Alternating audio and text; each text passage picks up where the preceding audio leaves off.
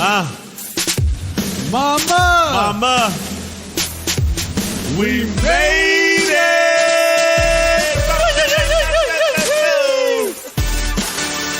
What it do though? Wow. What it do? What it really do? What it do? Ladies and gentlemen, welcome to the Mama We Made It podcast. Woo! We had to scare into submission our guest today. My mind is blown. I love it. You know what I'm saying? Just had to hit her with the 1-2. What it do? That was everything. I'm very excited to be sitting down at this dining room table as we do. We have an incredibly special guest. It's your boy Uncle Nushi. Uncle Roushi in the building. And we have the incredibly special Amelian Hamilton in the building. Thanks, guys. Now, let me just start off by saying this. Yes. This is, you know how I know this is extremely special is because our brother Uri Hall connected us. That's amazing. He hit me on the text. He's like, "Yo, bro, I would love to introduce you to Amelian. Incredibly special human being. Like, I think she'd be incredible for the podcast." And when it comes from Uri, it's let's get it. There's just no more to be said. You know what I mean? And it's an absolute honor to have you here with us. Oh my God, thank you so and much. I'm so excited to have you on. Shout out to her event that she just had. Sisters with Invoices. Yeah. You know what I'm saying? God. Shout out to all the sisters with the invoices. Yes, you feel me? Out Crazy. the invoices. Greatest name ever, too. Greatest name ever. We're going to get into that way later. Yeah, but want to let you know now. But want to let you know now. Yeah, exactly. My dear, thank you so much for being with us. Oh my gosh, thank you both for having me. This is an honor. Shout out to Erie. Yep. What it do?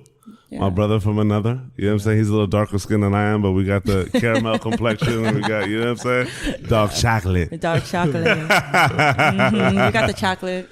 I feel it. It's all chocolate on. It's white chocolate over here, you know what I mean? Yeah, from that hair photo. Yeah. I love it. My dear, so yes, I want to start out and just ask you, in your creative being right now, what do you elaborate on your creative entity? So I'm definitely multi-disciplinary. My main thing is styling. I'm a wardrobe stylist by trade. A visual artist, performance. I do performance. I do installation. I paint as well. And I do creative. I have ideas, like that was my idea. Sisters with Invoices. I have many ideas. I buy lots of Google domains. I love it. And I design. I would say I would call myself definitely a sartorialist as well. Awesome. In terms of like using wear to express myself creatively, and it's gotten me to where I am today. That's incredible. Awesome. Yeah. Now I want to take it all the way back to when you came swimming out the womb, just swinging through this. Where were you born? I was born in Anchorage, Alaska. Anchorage, Alaska. I always wonder what it's like living in Alaska. Really? It's like this. What time is it right now? Like it's 8:43. It looks like this when you wake up. No way. In the winter, and it generally starts to turn this dark. Like when we were leaving school, like around like 5-ish, it just starts getting pitch. Was your childhood in Alaska? My whole childhood. I was born in a native hospital because my parents didn't have money. Okay. My mom is from Tokyo, Japan, and my dad is from deep East Oakland, and he's black. And a lot of people ask me, what are you? I'm like, I'm black, like descendants of slaves. So from Louisiana, born and raised in Oakland. So yeah, they met in Alaska. Wow. Yeah. What was your childhood like? Wow. Yeah, I had a really interesting childhood. Like maybe at the time I didn't know, because I had this. It was just what it was, Yeah, for sure. So essentially, my mom, my mother was brought to Alaska because my grandfather, he made a movie called. My grandfather used to work for Toho Studios, on my Japanese side. Kashiro Uchiyama. My middle name is Kashiro, and I go by Amelian Kashiro. Gotcha. That's my grandfather's name. Awesome. So he made movies. He did like Rat Pack movies with like Frank Sinatra. Oh, like, wow. He did a lot of films as a producer, and my mom grew up really wealthy. She grew up in Azabu district, and so he made a movie called Alaska Motonari, which was his own project. And it was about this like Japanese couple that decide to leave Tokyo and go and live off the land, and everything goes wrong. And I found one clip for it, and it was really crazy. And my grandpa was nuts. Like it was, I was like, I kind of see where it comes from. I'm sorry. But they were like, she was giving birth. They were in an igloo. They're wearing like native clothes, like parkas. The igloo catches on fire, and there's wolves attacking the igloo, coming into the igloo, and he's beating the wolves off with fire sticks while she's giving birth at the same time. That was the only clip I ever saw of that movie. So I was like, that's what my grandpa did. That explains everything. That explains everything. So my mom came to Alaska as like a foreign exchange student, and the plan was for her to go back to Alaska. I mean, to Japan, to Tokyo, to work in family business. He had plans for her, and she has one other sister. It's just her and one sister. And my father was brought to Alaska because, so he went to Castlemont High. I don't know if you know about Castlemont. No. Castlemont's like deep East high school. It was probably a lot more rough than it was now, but in Oakland. Yeah, East Oakland. Yeah. So my dad's from like 82nd International area, and my grandmother still lives in the same apartment that she brought my dad up in, and I'm very close to her. Yeah. And so when my dad graduated, he had two homies that he rolled with. He told me the story probably late last year, and we had an Uncle Charles called Crazy Uncle Charles. Because, in Black families, a lot of people have mental illness, and you just called them crazy. You didn't get treatment. But he would do off the cuff things that were actually kind of angelic, I felt like. So he just got in a car one day, and my grandma would tell me stories of how people would just show up. This is before cell phones and stuff. For sure. My uncle showed up after my dad's graduation and was like, "You're going to go with me to Alaska. We're going to Alaska." And he was like, "All right." And they jumped in the car and drove up to Alaska.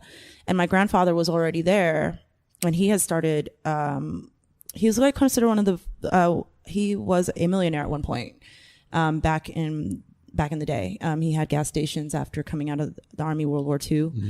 In Alaska. He had started a new family. Yeah. But they drove up to Alaska because my dad wanted a relationship with his dad that he never had. Oh, wow. Because he was raised by his grandparents and my grandmother.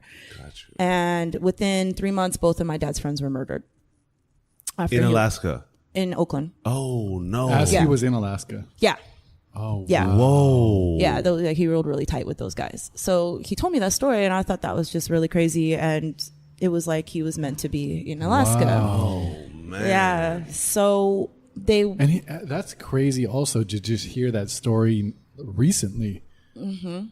Like for the first time now and processing it, not knowing that about your father. Yeah. All this time. That's kind of cool. Yeah, thank you. My dad is so cool. His name is Leonard, and we're really close. Shout out to Leonard. Yeah, shout out to Lenny, cool ass Lenny. Cool ass Lenny, what it do? Cooler. What up, Lenny? Yeah, cool ass Lenny. What up, Lenny? Dad be having a cigarette out his mouth, and he'll be talking some shit out the other side. We'd be best friends. Yeah, you would. I could tell. You would be BFFs with already. So my dad went. He went to a school called Alaska Pacific University. He had a scholarship, but he also would pay his way through school. He started working on fishing boats, and he's like dark skinned Black man. And my dad would go make money canning fish and fishing to pay his tuition. And he told me stories. He lived in really crazy hostel type environments, of hostels with a whole bunch. In Alaska, a lot of people come up there to hide and make money off of blue collar work. There's a lot of really crazy people in Alaska. A lot of people that run away from things and do things. And I remember he lived in not the most desirable part, and he told me about how he was doing that and fishing but he also loved nature, and he was kind of called a weirdo that my dad would go camping and he would do tricks with cigarettes for free drinks out in the nowhere, Alaska, back in the early 80s, late 70s. And he was pretty fearless guy. And yeah, I love him. Like he's taught me how to be really fearless. And you have to be really fearless to live in a place like Alaska. For sure. And especially so essentially what happened was my mom was at APU, Alaska Pacific University, and she was exchange student. And apparently this is the story of how they met, was that my mom she's crazy fearless too. Like she's just, she would walk at this time of night by herself from the library to class. And mind you, you don't want to do that. Like if you get kidnapped in Alaska, you're done. Like, and that happens quite often. Really? There's a lot of predators. There's a lot of predators. And then you can get, like if you look it up, if you can get taken and like really where like you can be taken anywhere. That's insane. Yeah, it's really crazy. There's a lot of, when I was a child, like there was always buzz about who's a molester, something happened to this person, this janitor was doing that, this teacher was doing that. Like there was a lot of, as a young person, I always felt paranoid of that. I always had to protect my sisters from predators, and my father always told me I had to do that. And that was a responsibility. I had 3 sisters. So my dad was not only had to be fearless because he had a Japanese wife that her English, and that he was protecting, but also 4 daughters. Wow. And so anyways, my mom was walking and my dad like saw her and was like, where are you going? And he'd always have like a beater car, like whip. And she was like, I'm going to the library. And he was like, okay, you don't need to walk like this, and he would take her and he'd ask her what time she was done and he would wait for her. And then he would pick her up and then take her home. And then he would continue to do that. And then he would see her in the cafeteria and he had a homie that had the hookup. So he would bring her a big giant tray of more food than she can eat. I love it. Nice. Yes. Cool so ass Lenny. Yeah, then he had for the win. Get it, Lenny. Get it, Lenny. Right. I was like, I see you, Dad. So they dated for 4 years. And my mom got pregnant with me the last year. And my dad was pre-law. He was going to go to law school. And both of them had really dysfunctional relationships with their parents. My grandfather was, love him. He's like, I'm not saying this out of disrespect him, but he, went to my mother and was like, he's going to go to school, so you need to figure this out, and my mom was like, you're not going to leave me. You know what I mean? Because he had plans. I think he was going to go to UC Santa Barbara or somewhere to continue. And my grandfather was telling my mom to abort me and not to have me. And that if she decided to have me, that she couldn't be a part of the family. And it was just this really like thing that happened and then in the end, they stayed together, but my dad didn't go to school. And my dad wanted to go to the military. And my grandpa was like, I don't think that's a good idea either. And my dad would just listen to him, and my grandpa was a really successful businessman. Like, he was moving complete buildings on ice. Wow. And back in the late 80s and late 70s and 80s. And there was this like culture in Alaska of like white men that really know how to like flip the system and do things to really leverage you and like disproportionate you. And that happened to my grandfather. And like it was a Leo Reed and Sons. And my grandpa was really ahead of his time. Yeah. So it was like a family business and my dad would help, my uncles would help. My grandpa was so brilliant. Like I actually have the articles because I started writing about it. And mind you too, my grandpa would see my mom walking and would pull over and be like, Yoko, you can't be doing this. Like, because she's just so stubborn. And he would like pick her up from a meeting and be like, Yoko, stop doing this. And like give her a ride,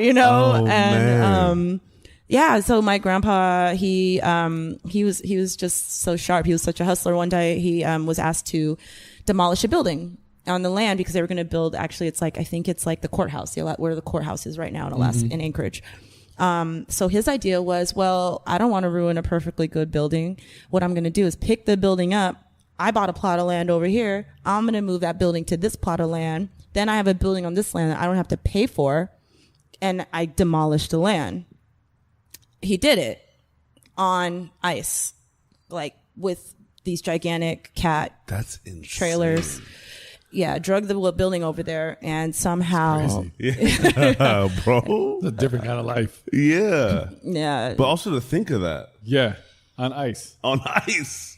yeah, they called him the Iceman in high school. I feel you, of course. Because The Iceman. Yes. Like for real. it was kind of weird, right? Like, Yo. because my great grandfather delivered ice, and he would help him like jump out and put ice in. My grandma was like, they called him the Iceman. Wow. So anyways, he got leveraged so hard out of that the cousin of like the somebody who was part of like the house of association of housing ended up somehow getting that building off my grandfather. Wow. Getting the land. He was it like devastated him financially. He did all that work, and he was just snatched, you know. And then they tried to ruin my grandfather in a lot of ways too, because he wasn't a traditional businessman. Like what he was doing back then was what we are doing now, but like my grandpa called the home his office. My grandpa had a cord that was like 50 feet long that he would answer the phone. You bring the phone to him, and he'd be coaching my uncle how to play basketball. And, you know, and my uncle was like, he was one of the best. He's like, his jersey's retired. He's one of the best. He was named Sports Illustrated, one of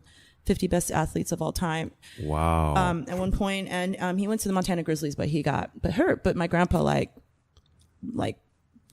finessed that, and he was still running his business. And the way he wanted to run it, he wanted to be home, you know, and they called him all types of things and a cheat. Leo Reed, that's my grandfather.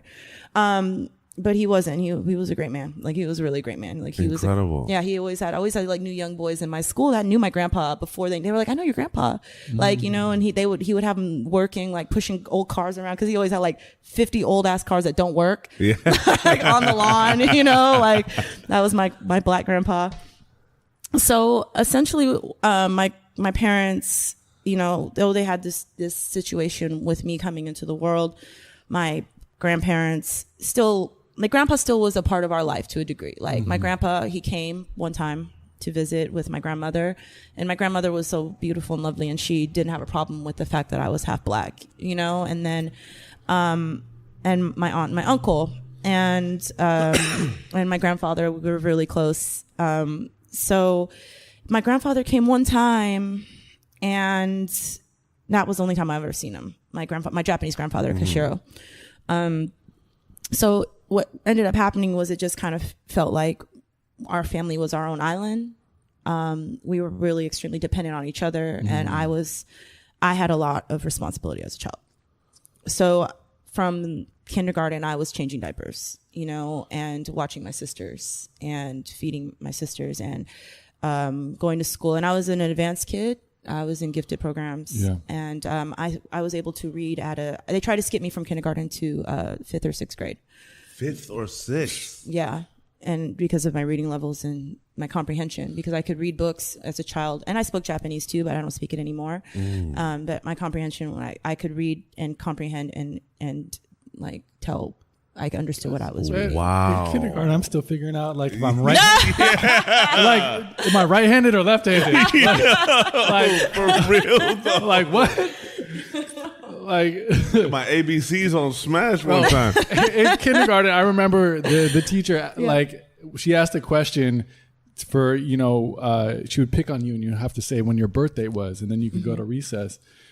And it came to me, and in my mind, I didn't know the difference between like my birthday and my party. That's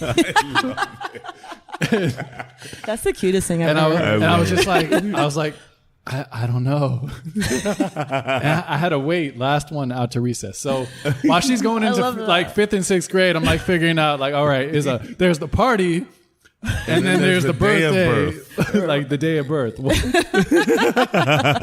That's amazing. I love that.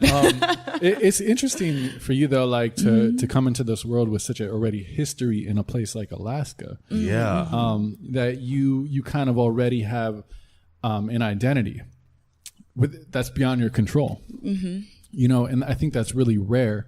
You find that, you know, in a place like so different from LA or any kind of even maybe bigger city where sure maybe your parents grew up there, but in a city like LA, nothing like that even matters. Like it's like, you know, you're an individual out the gate. For right. sure. But for you to have like even kids at school, like, oh yeah, I know your grandfather, and like to have that history already kind of immerses you before you even have a chance to get into it yourself. Yeah. As a kid, did you like feel that at all, aside from just people knowing, but like in terms of you and your identity that you're building? Because it sounds like you have all this responsibility plus, you know, this family, deep family history and this very connected family. And maybe this came later, but did you ever battle with kind of who you were actually becoming? Yeah, to a degree, because I thought when my mom was telling me about her past life and my grandpa, it almost sounded like a fairy tale because we were so poor. And I was like, I almost didn't believe her. I mean, I believed her, but it was hard to believe because I was like, well, he did what? He did that. And then, you know, I mean, I knew my grandfather, Leo, and, you know, everybody knew my grandfather in the community. But I mostly more so grappled with my identity in terms of like being Black and Japanese. Interesting. And then I'm in Alaska, and I'm in a space where there's not a lot of, it was before the internet, and I didn't know what that meant. I didn't know other people that look like me, really. My mom had Japanese friends, and some of them, when I did have a half Japanese and Congolese friend, that was my dad's friend. And then my mom was friends with her mom, who's Japanese. And we're actually cool on Facebook now. Like, she's like a lawyer and she's really brilliant. And then I had another friend who was half Japanese and white, and she lived, and it was interesting if you're Japanese and white, how you're received in Japan. Like, her family brought him in with loving arms.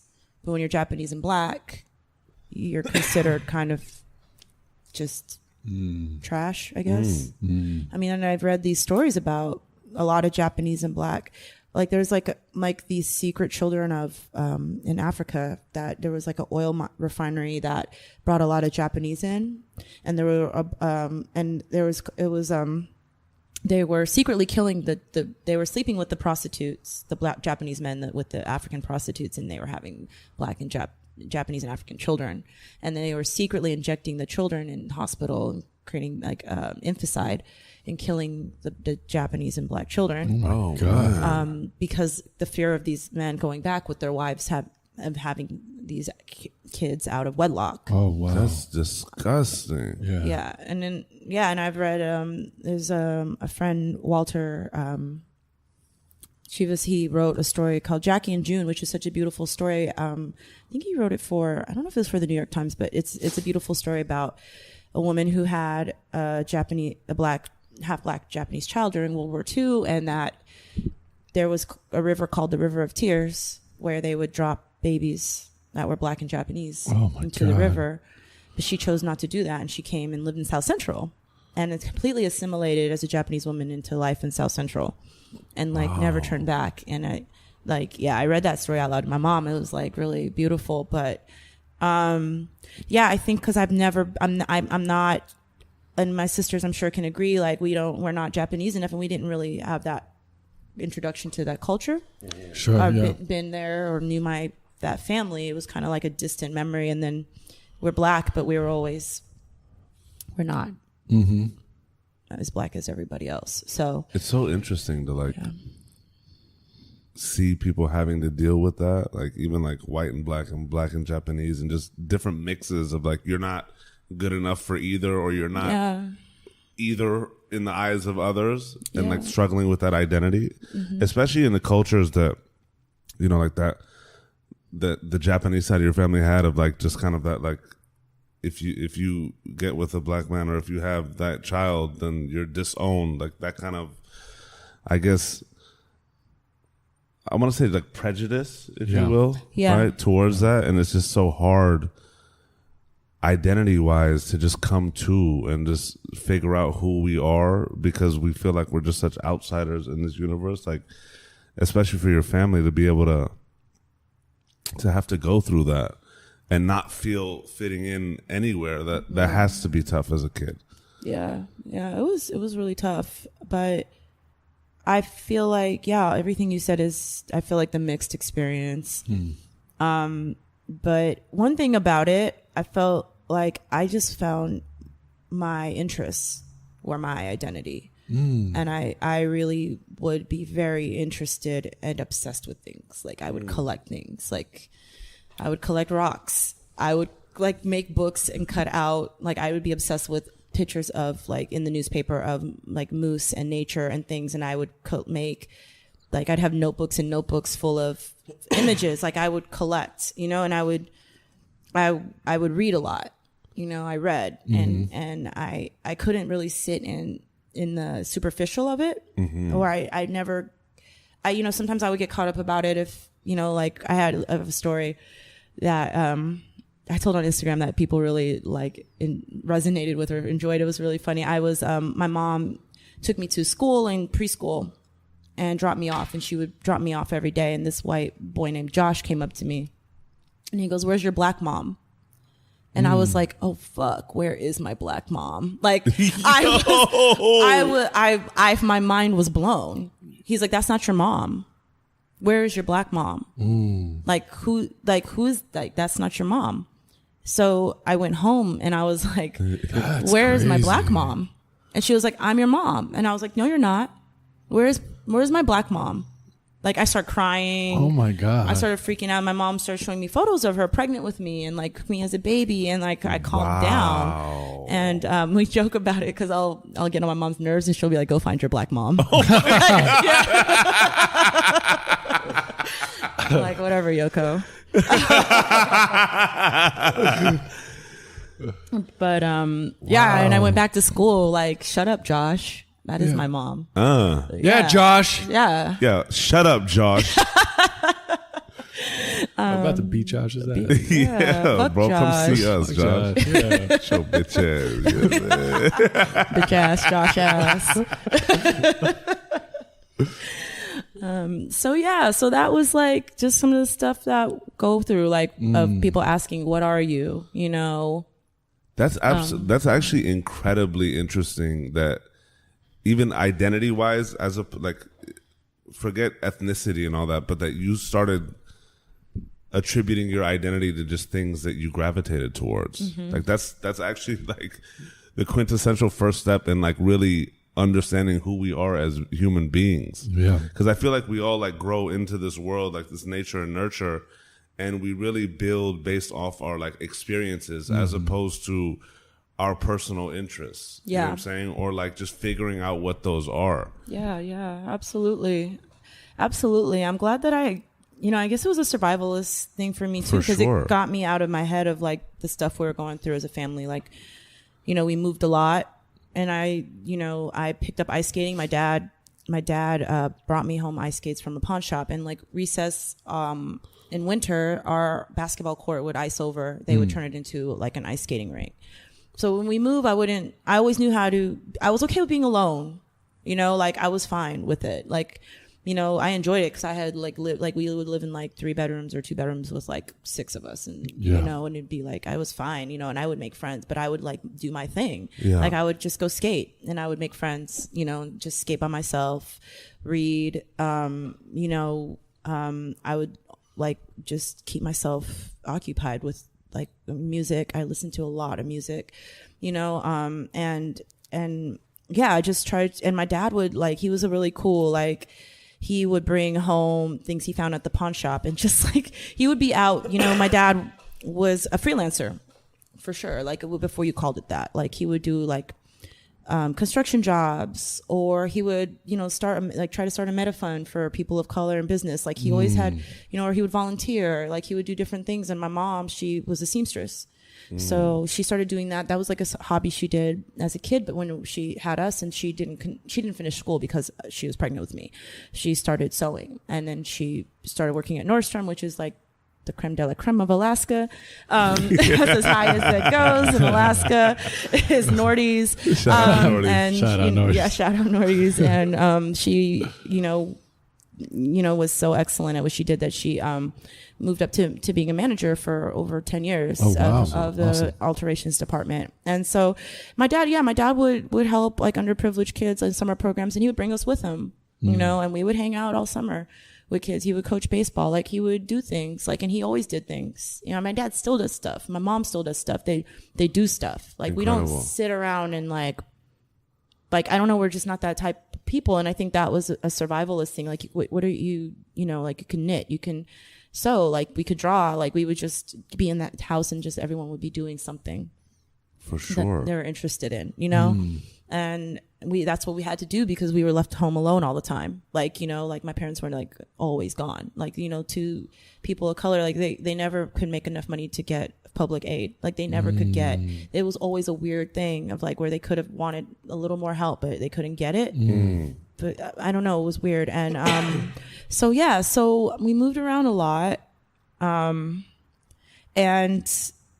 yeah, I just kind of always just made friends. And where I lived, I had a lot of a really cool upbringing, being around a lot of immigrant kids and a lot of people of color. Alaska's very white, but in the east side of town, we would have Tongan, Samoan, like Alaska Natives, Laotian kids, Albanian kids, Filipino, a lot of Filipino homies. Really? Yeah. And you name it, like a lot of people, Alaska's a place where you can go to create better opportunity. You can work. It's about your work ethic. Like, if you're a hard worker and you want to go work on oil on the slope or do things, like you can make a living. Or some people brought their kids to escape gang violence too. Like a lot of kids were like involved in stuff down here. We called it the lower 48 down here. And okay, I feel you. Yeah, that was the lower 48. Okay. The lower 48. Yeah. Yeah. So, so it was a mix, a big mix of different kids and different backgrounds. When you did that, being around those kids, did you feel? Because I'm just thinking, like in terms of your identity with yourself being half Japanese, half black. Did you start to kind of let go of that with yourself as you were around more immigrant children and more kids of different races and seeing like, okay, maybe I'm not so different, especially as you kind of progress and get a little older and get a little more accepted? Did that battle that you had with that identity start to diminish?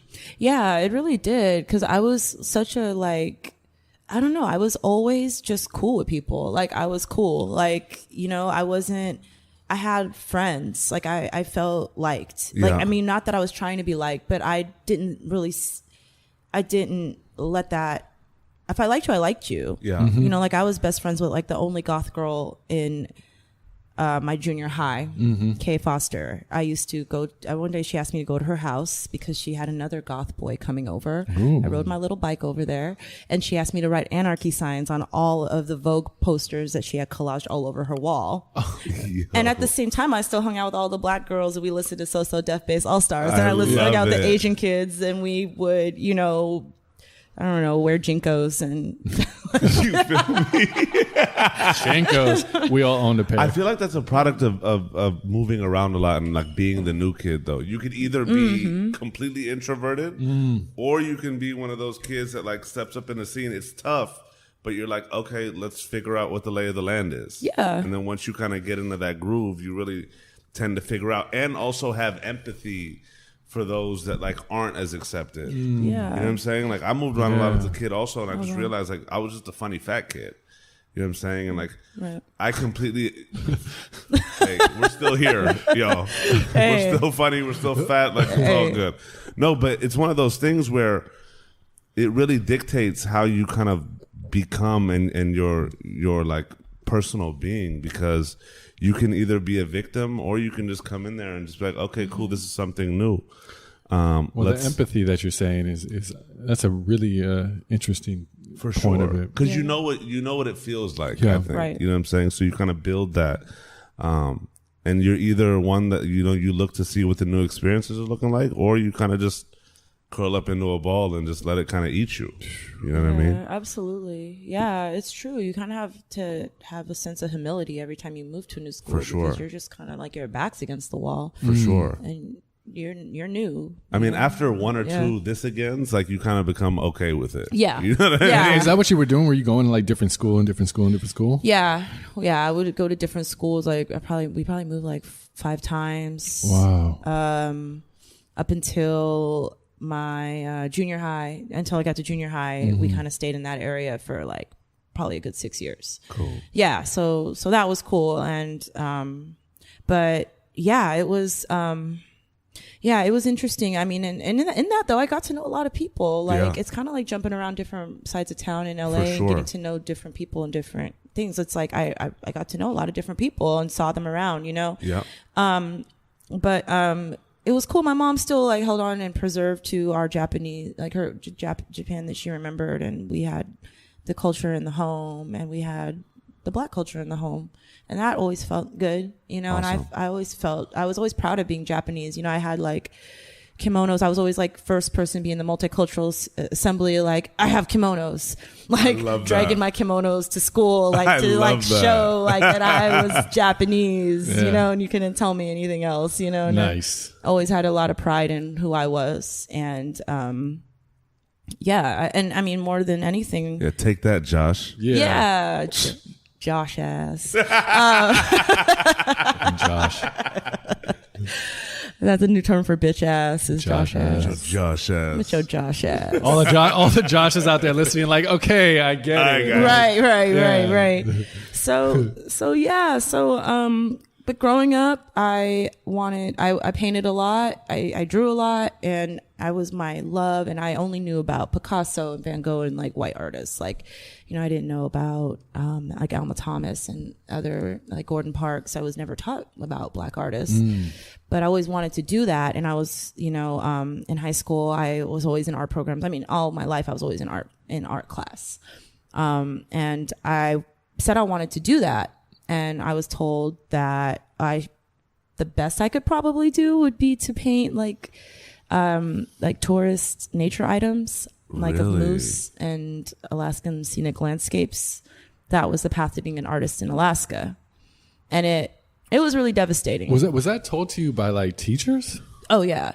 The teachers I had some really crazy teachers at Bartlett High School. I was there from 1998 to 2002. Okay, let's stop. I'm airing it out. Throw out the social security numbers. Yeah, I'm just saying. Like, there was some really there was some really oppressive advice given to kids, and like if you know you were considered a nuisance or troublesome if you were a person of like if something went on, you were generally blamed for it first. Ooh. Even if it was initiated by someone who wasn't of color. Like those things would happen all the time. People were always feeling unheard. It was just such a thing. And Alaska has a real serious issue with race that needs to be addressed. But I feel like you know, I don't know. I mean, I'm not saying everybody is that way, but I can honestly say that I'm not making up my whole upbringing and seeing the way my dad was treated, and even my mom. You know, people would, when I was a kid, people would say, "I don't understand what you're saying," when my mom would speak, and I would, as a little kid, I'd be like, "You know what she said?" Like I was a papa, like you know what she said, like you know, and just making her struggle to even though I understood what she was saying, like people feeling like they don't have to try, but you should try harder. For sure, we just got to be better as like communities and human beings to just like it's a melting pot, bro. You feel what I'm saying? Like, America is a melting pot. It's for all sure. of us. And this we're place, built off of immigrants. We are. You know what I'm saying? Even the European colonizers were immigrants here. You feel me? 100%. That's why I don't understand. I mean, I don't understand that. So, so I don't know. So I what was it like? I want to forgive me for interrupting. What was it like for you, kind of growing, being, you know, a gifted kid, having a love for the arts? I'm sure, like, seeing your mom like sew and do all these things, like, and also your dad being in business, like, just this amalgamation of just trade and product, and also having to be, you're the oldest, right, and also having to be the pseudo caretaker as well. How was that for you as a kid, and how do you feel like it shaped you, you know, growing up into a young adult? Like, did you feel like you grew up way quicker? Oh yeah, I grew up way quicker, and it shaped me. It made me who I am, man. Like I learned that at a young age that if I wanted clothes, I need to make money, you know, and I started figuring out ways to make money like as soon as I could. Like, that's incredible. Like when I was in like probably about like 10 or 11 years old, I told my dad I wanted to work with him. I wanted to make money because I wanted the clothes that I wanted to wear. And I was such a picky kid. Like if we went to Kmart or Walmart. That. Yeah. You're like, I would go there, but I remember this. I would only wear gray sweatpants and gray shirts. I would only wear plain things if we went to Walmart. Like I was specific. Wow. Like I was like, I knew that I was only going to wear these What do you things. think that was looking back on that? I think that I'm still that same person. Like I think it was like my taste. Like there was something that I felt about wearing things that were like distinguishably made by the brand, and that I was like, I don't want to wear that. Like I don't want to be affiliated with a Faded Glory T-shirt or whatever. Like, like I'm not wearing Sam's Choice. Like I just didn't. I gotta be like that with Sam, man. I You gotta do Sam like that. I mean, What's his choice? With Sam's Josh ass, bro. You're Sam's Josh ass.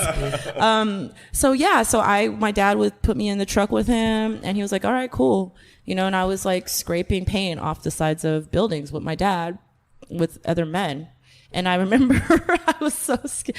I was like holding this like 8-foot roller, rolling the side of the building. Yeah. And then I'd be like, okay, so where's my money? Like and my dad would pay me. He would give me cash, and he would teach me that. We would go eat 7-Eleven hot dogs. And that's incredible. I would go work for him, and then I asked my mom to start paying me for babysitting. I was love like, that. taking my summers, so I would like to start getting paid, and I held her to it. And did they oblige? They obliged. Yeah, they obliged. That's yeah, they awesome. did. Yeah, they understood because I had so much responsibility, I was kind of losing out on. I was trying to juggle. That's incredible, though, that you even as a kid like had that. Let me put my foot down, and I'm going to ask for this, and I'm going to get it. Do you think that came from the parents? Like, yeah. Do you think that came? What do you think? Like, I think it came brought from my that grandpa. about? Really? My grandpa got his money. Like I gotta think that. I think it did come from my parents because they were working all the time. Yeah. And I saw that they were working all the time, and I understood why. And I understood that I was working too. And it made you value money. It made me value money. It really did. And as soon as I was 14, in the state of Alaska, you can work. I walked down to Little Caesars, then I got a job. And what'd it do? Yeah, and my manager was the nephew of David Duke, the Ku Klux Klan. Oh, wow. And he would it was an interesting summer. Whoa. What? Yeah, he would tell me about it. I would be there, and I was cool with everybody in there. It started getting a little weird. Yeah. But it was also cool. My parents liked that I was working there because I would just bring pizzas home to my sisters and stuff. But he would tell me about how David would send him merchandise, and he was like, I don't wear it. I don't wear it. I just keep it. I just save it, just as memorabilia. And I'd be like, well, why? Yeah. If you don't believe in it. And he's like, well, that's my uncle. And, his last name was Duke too. Wow. Yeah, his last name was Duke too.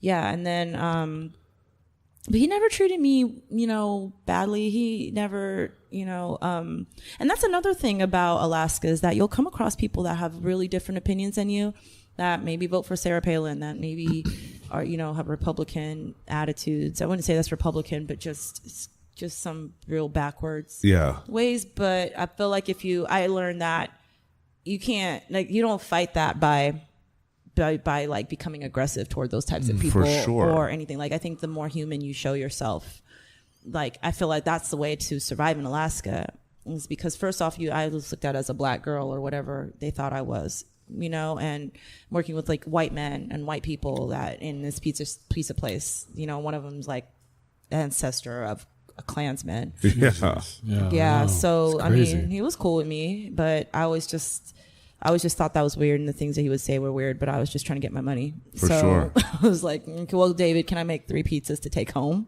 Or, he's like, cool. Awesome. I would just be like taking pizzas and doing stuff that I wanted to do, and he was all right with it because I worked really hard. Awesome. I worked really hard, and that's how I felt like I learned from my mom and dad is that's how you show people your worth. That how can they can say whatever they want about you, but can they say that you didn't do your job? And that's kind of a mantra that I carry from my mom and dad. They're very hard workers. Did you feel, and this is interesting with kids that grow up really working like that. Did you ever like resent the work or feel like you had missed out on your childhood compared to all the other kids? Like, did you have those moments growing up like, man, I want to go play with those kids, like I'm not playing hide and seek right now, or like or doing those things that all the other quote unquote normal childhood kids are doing? Yeah. And battling with that. Yeah, I did feel that way. I mean, I would like I was a smart kid. I would try to figure out ways to make it work.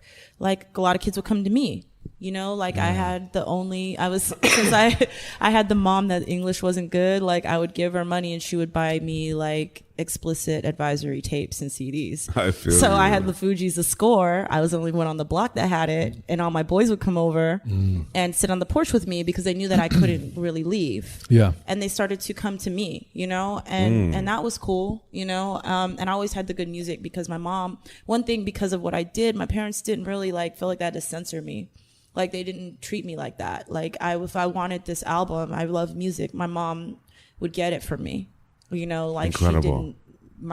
They didn't micro me, you know? Yeah. And it wasn't being a parent for the sake of being a parent. Yeah, exactly. There wasn't like a censorship. My dad like cusses like a sailor, and he would keep shit hella real with me, you know, because especially growing up, we always knew where the gun was in the house. So my dad like lined us up, and he would lift the couch cushion up, and there was like a gun under the seat, and he would be like, if anything ever happens, this is where it is. Wow. And I was like, okay. And we never touched it. Like we played in the house. We knew better. We never played with that gun. For sure. I always had a gun under the couch cushion, or like. That's wild. I'm sorry. That's wild. Yeah, that's how it is though, because. Yeah, for sure. But also for the parent to be able to establish like the values and also just the principles of like, look, I'm instilling in you guys this responsibility. There is a gun here. It's not a toy. Don't use it unless you need to, but I'm letting you women know where it is. Yeah. He would shoot it in front of us, like we knew, and he would take it apart and clean it a lot. And we'd always see him, sometimes just late at night, he'd be cleaning his gun and taking care of it.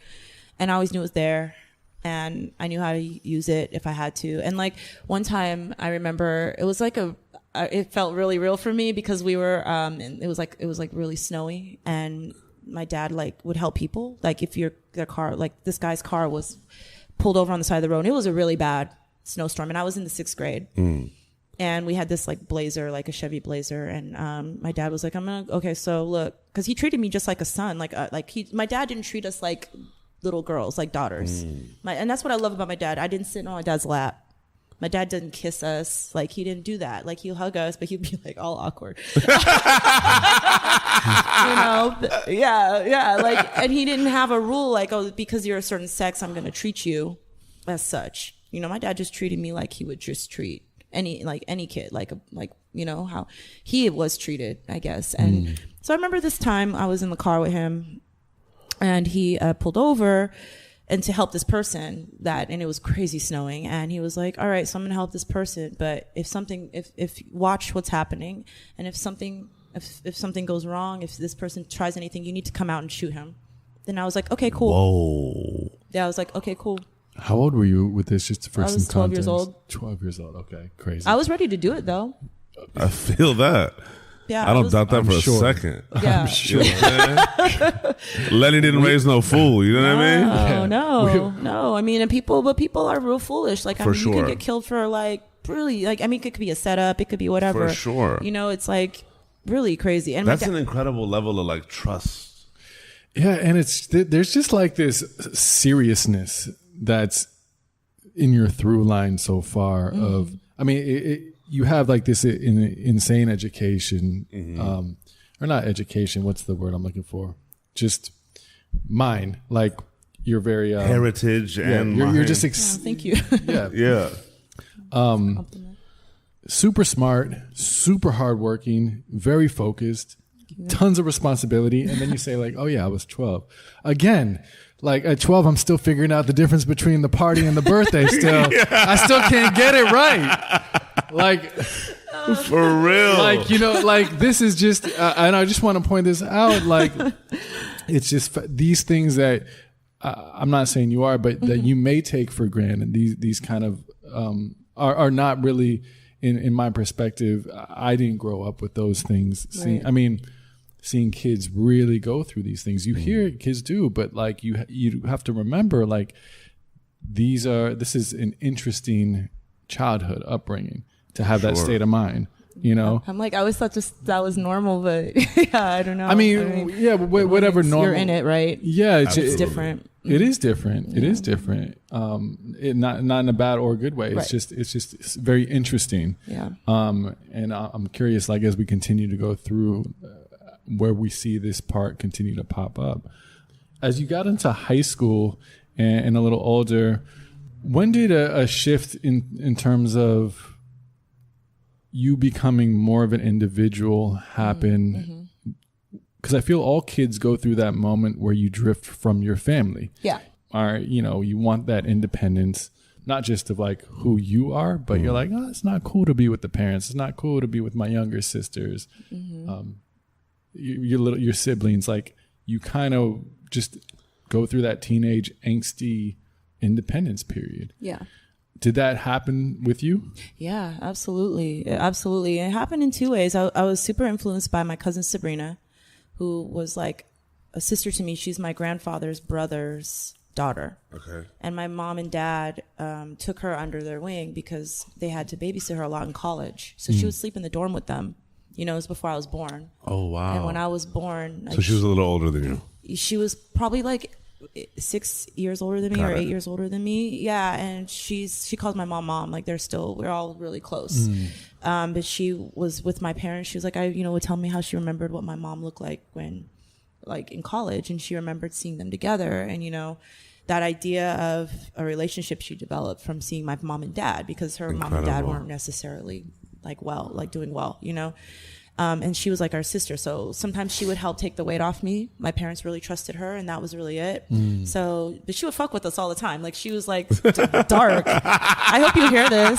She would like make us watch Freddy Krueger movies. Oh man! Or, like snatch us. Sabrina's here. Yeah. Literally. Anna's feed her grapes. Like she denies these stories to this day. Like stop playing. Yeah, she denies all of it. Stop joshing over here. Yo, she would listen to Scarface and the worst rap. Like, I mean, not worst, but like the most hardcore rap with like us four little girls in the car. Now she's a Christian. Like, I can see her walking in. I can see her walking in like when Yoko and Lenny want a date night. She's like, bye, Yoko and Lenny. Yo, that's Sabrina through and through. You know what I mean? Oh my God. Have a good time. Bye, Mom. Yeah.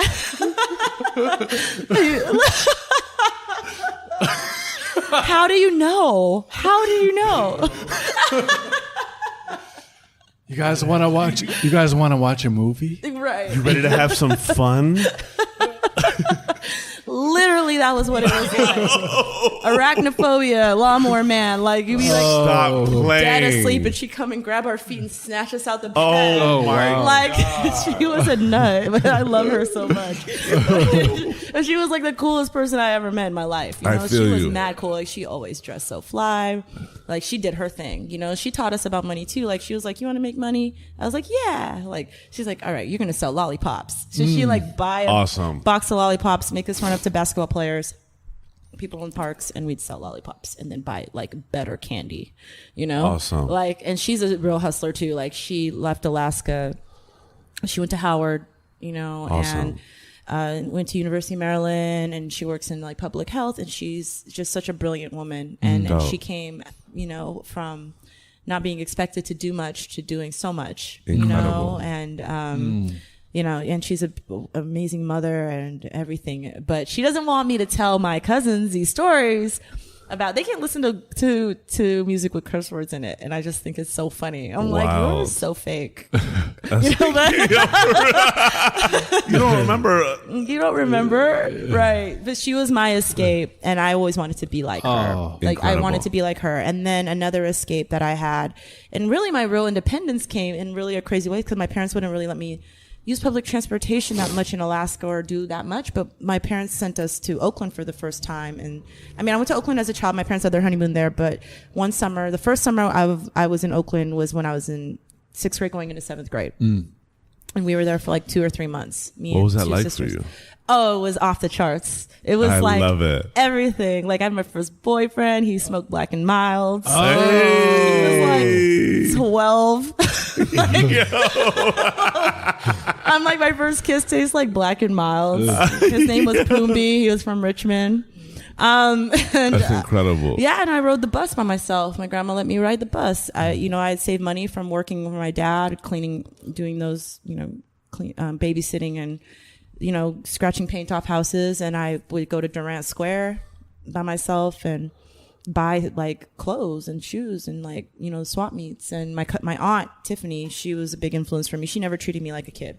Awesome. And that's my dad's sister. And she would just let me go with her. Like she would tell me, hey, I know her Tupac's cousin. Tupac's cousin works at Music Clan. And I'd be like, shut up. Yeah. So we took like 3 buses to Southland Mall to see Tupac's cousin. And he looked just like Tupac. That's insane. and I remember that was like such a big moment for me. Like we would eat nachos Bel Grande like all the time. Shout out to Taco Bell, you feel me?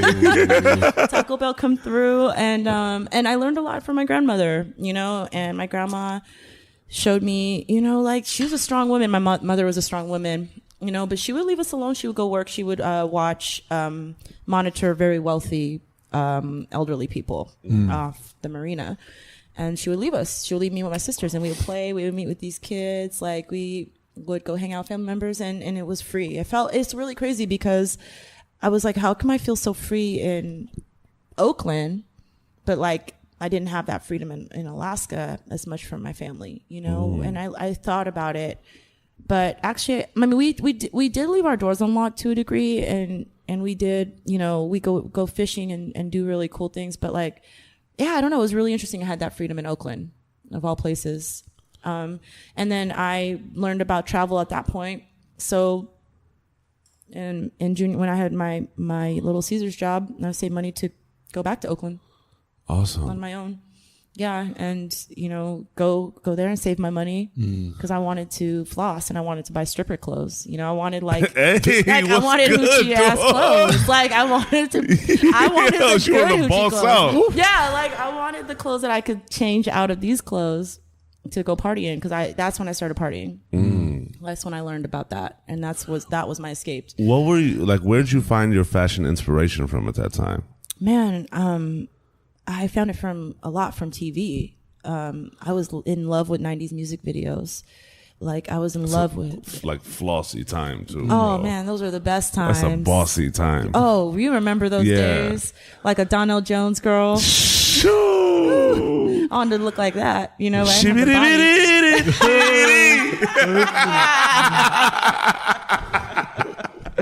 I'm dying. Exactly. For real. You wanna stay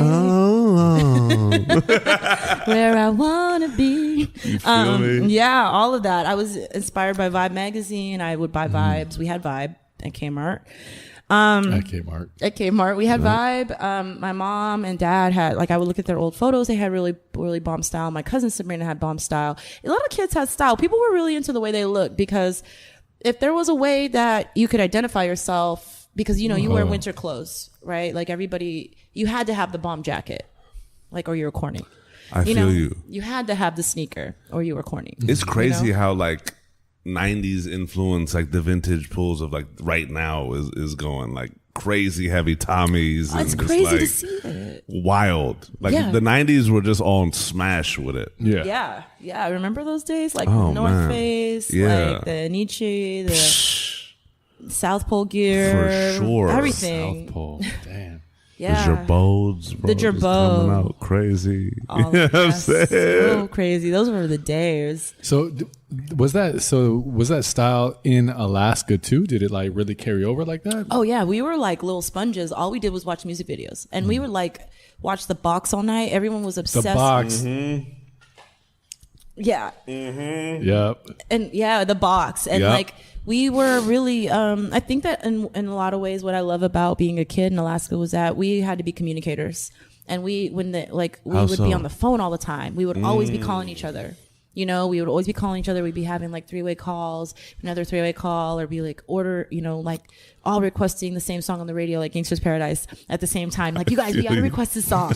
You know, like we were just like little, like, we were like little, like, like, you know? we were little like parasites. I love that. Right? Yeah, literally. They hated us on KGOT. They hated us. No, I feel you. We were nuts. We were just like not giving a fuck, and like the box was heavy. Bro, can you think about MTV and like that music video era was like the internet? Yeah, no, it was. It really that was like the kids' internet. Like, I would wake up like at 6 a.m. to watch this video on the box, like every morning. They would always come on at that time. Yeah, like videos were something you woke up for. Bro, I'd like sneak run over home for. to my homie Daniel Bakella's house because my mom for a time didn't let me watch MTV. And what is a parent that's not going to let you watch something? What do? You go to the friend's house and you watch it. You know what I'm saying? Hell yeah. She saw like Beavis and Butthead and shit like that. And like she got over it after like a couple of months because I was just like, what the fuck's going on? But I literally would run over there and watch all that shit. Music videos, Beavis, Butthead. And I felt like I was my God, Beavis. Oh my God! I want you to watch MTV and all of these things, and I literally be at the homie's crib like, all right, it's like a mission. Yeah. All right.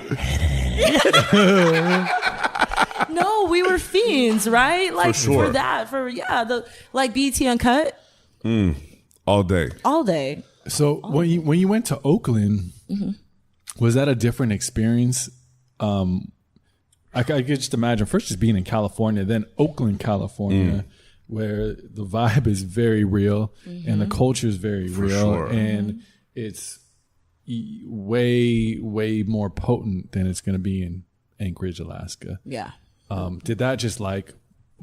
Oh yeah, it blew my mind. You know, but She went back. Did you actually feel more comfortable in Oakland by any chance? yeah, I still do. I feel wow. I feel comfortable in both places, but I felt like in Oakland, it was my coming of age. And I really was like, yo, people in Oakland I love Oakland. People are so real. Yeah.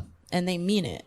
Absolutely. And they're so helpful. And they mean it. And there's so much love and intent, you know? And I feel like it's like the heart. Like I always call Oakland the Philly of LA. Word. You know? And I feel like there's those satellite cities where, you know, people are just too real for their own good. And I understood that part of myself because I couldn't not be who I was. Yeah. I didn't know how to be anything else. And my dad didn't know how to be anything else. And I grew up in that. And so I felt that identity. And then I would come back. I would just feel really recharged, you know? That's amazing. Yeah, I loved it. I still do it. I was just up there a couple months ago. Incredible. And I still sleep in the bed with my grandmother. That's awesome. Yeah, and she'll be like, okay, you're going to sleep in the bed with me. And I'm like, okay. I'm like, ha ha, my sisters. And that's awesome. I love my grandmother, Jessie. She's an incredible woman. So Shout out to your grandmother, shout man. out to grandmas, you know? Yeah, so I would feel super recharged and I would bring that energy back with me. And I knew that from that point that Alaska wasn't really for me. And it helped me like. It's crazy seeing the possibility of something else. Yeah. You know what I'm saying? Like that plays such a critical role, I feel like, in so many episodes, that we've done. And I feel like just life in general, being able to experience and see different parts of our world, whether it be like super world traveling or even just getting out of your own neighborhood, and seeing that something else outside of this exists. I always think about how would it be like for kids if they had the opportunity to understand what life was like in different areas and how much it would like broaden their experiences or even sense of curiosity. Oh, yeah. Right? I think that's so pivotal. And that's what, growing up in Alaska, that it felt like an island. And actually, things have changed a lot, but you can't get out. You can't. There's no way out unless you could afford a plane ticket. And like driving out is really out of the question. It takes you about a week or more just to get out. You know, Alaska's like 2.5 times the size of Texas. Oh my God. So just to drive almost to the center is like, That's wild. I never put that into perspective like that. and that's why things get real wild up there. Like there's some wild, Like really, the little wild, wild west, but it not is in a the Wild west. Yeah. And it's just so much like open land too. It's not. It's open land, and people take things too far. Like there's a lot of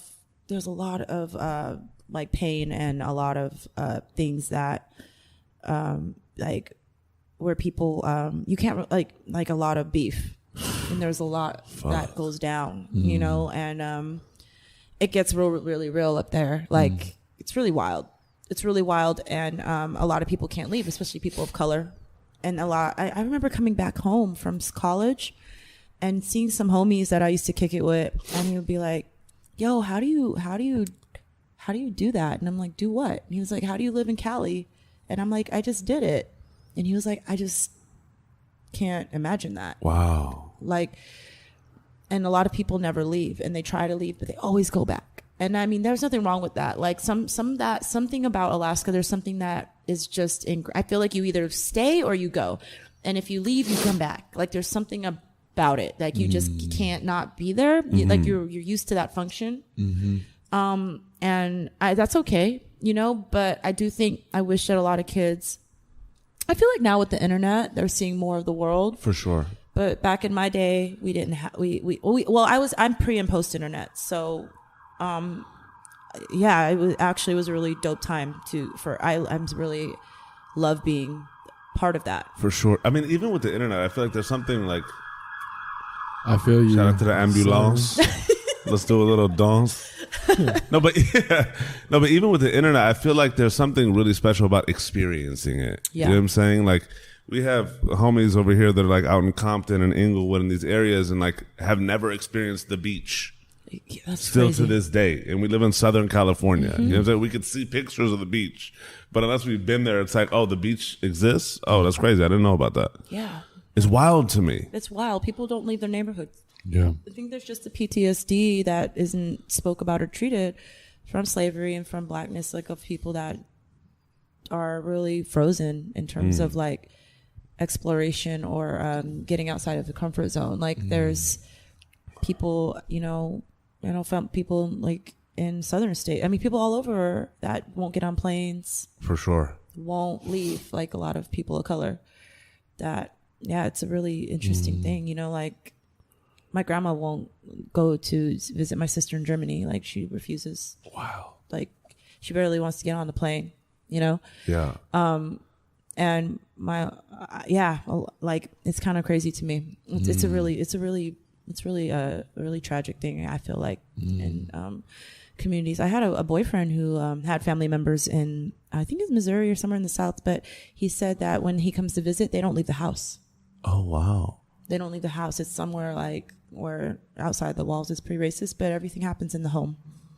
That's Like, wild. they don't leave the house. Yeah, it's not like that. And that's a common story. It's a really common story.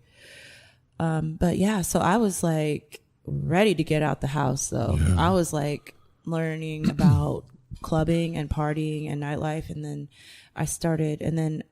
the internet came into my life too. Like, and I was like on Napster downloading music. Like my mind was blown. Like I was like a little like, yeah, I was, learning HTML and getting into chat rooms and finding community online and finding worlds online and finding, keeping myself entertained, like talking to people. We would like be on AIM, and communicating about what's going on. And those AIM chat rooms, man. AIM chat rooms, yeah.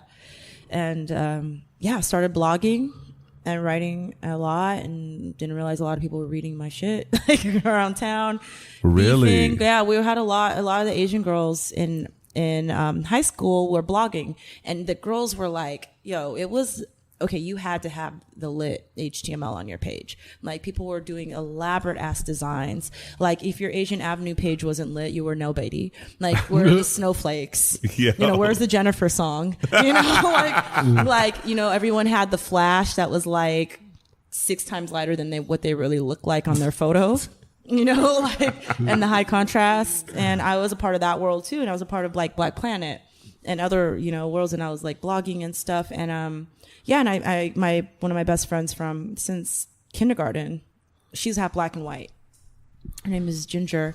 I met her in kindergarten, and I walked up to her and I was like, I want to be your friend. And like, we're still friends. Awesome. To this day. Yeah. And, she kind of introduced me to partying. Like, she was a bravado at it. And like, I just started to learn how to lie and like how to lie and get out. And I was doing things that I really shouldn't have been doing. Yeah. Like, I wasn't like, I didn't want to have sex though. I didn't have sex. But I just wanted to be out, and I had a boyfriend at the time. He was like a Filipino, like he was a racer, like he was really into his Honda SI, and there was a street racing culture out there too. For sure. So you were hitting all of it. Yeah. It was all that was happening, and we were really influenced by what was going on, and everyone was really passionate about what they were interested in. Yeah. For sure. So it was like we still had that, we had those things going on, and it was cool. I was like in nightclubs and bars at 14, but I was responsible as fuck, Really? Like, that's your core. Yeah. I wasn't trying to get myself into a bad situation. I didn't want attention on myself like that. Like, I knew, like, guys, like, even like in elementary school or junior high, guys would like drive up to like roll up on you and like ask you if you want to get in the car, and like it's crazy. Like, it's like girls, like guys would do that all the time. What like, the fuck? All the time, and I never sat with me. I always thought like you're kind of pathetic. Yeah. Like if you're trying to ask little girls to get into your car, that's like fucking weird. It was weird. That happened all the time.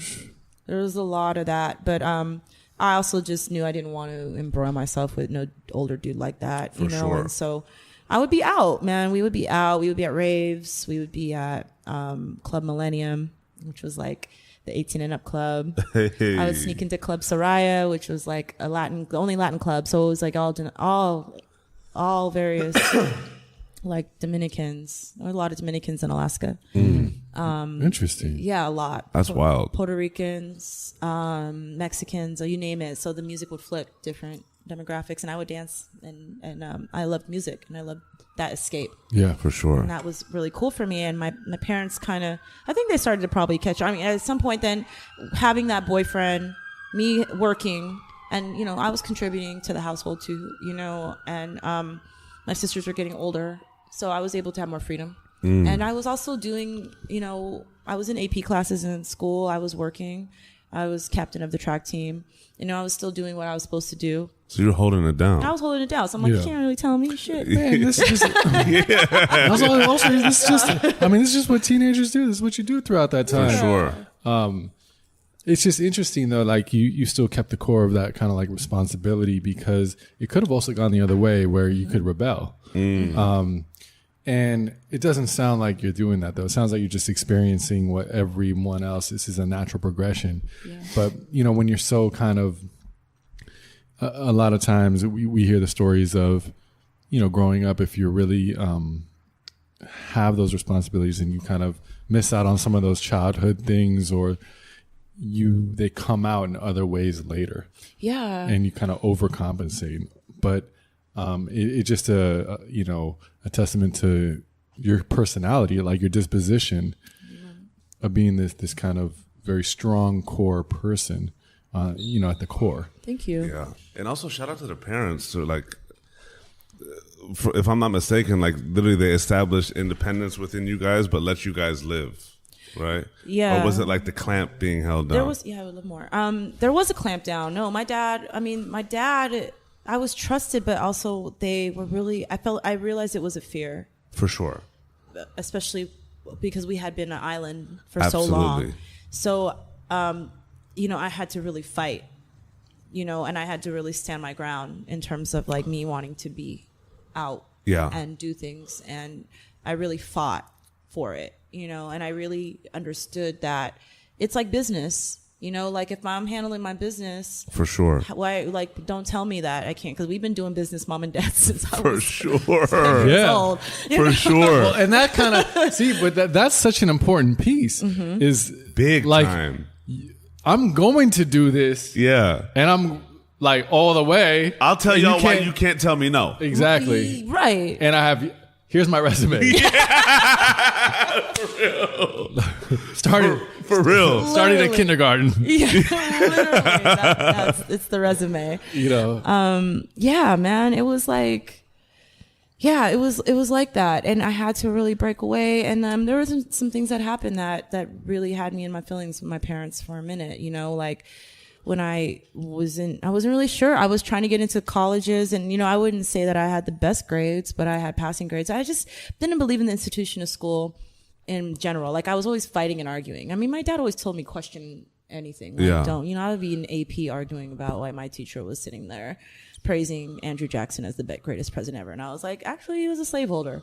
Actually, this and that. And then I would get kicked out of class.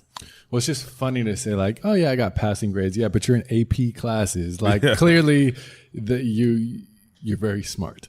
Yeah, I was only one of two people of color in those classes. Wow. A lot of times. And I almost did it just did a lot of stuff out of principle. I was a real out of principle person in high school. Yeah, I was just really a challenger. I was really like a fighter. I was really, I'm looking back at it and I'm like, I would, just because I'm like, you don't want me in here, so I'm gonna be in here. And I would always say things because I didn't like the way that they spoke to us. I didn't like the way they treated us. Yeah. And I mean, like my boyfriend at the time, he fell off the path and it was really interesting because I was an achiever and he was like a really underachiever. I wouldn't say he was underachiever. I think that he just had trauma that he never was able to deal with his brother getting murdered. Oh, wow. His older brother got murdered, got killed behind a grocery store Safeway. Oh my God. And his parents were immigrants and his dad was in the army. And when I met him, it was probably a couple of years after that happened. And he never got therapy. He never got help. And it was like so devastating for the family. And I would come and feel that sadness. But a lot of people of color don't have help. For sure. So I just always felt that for him.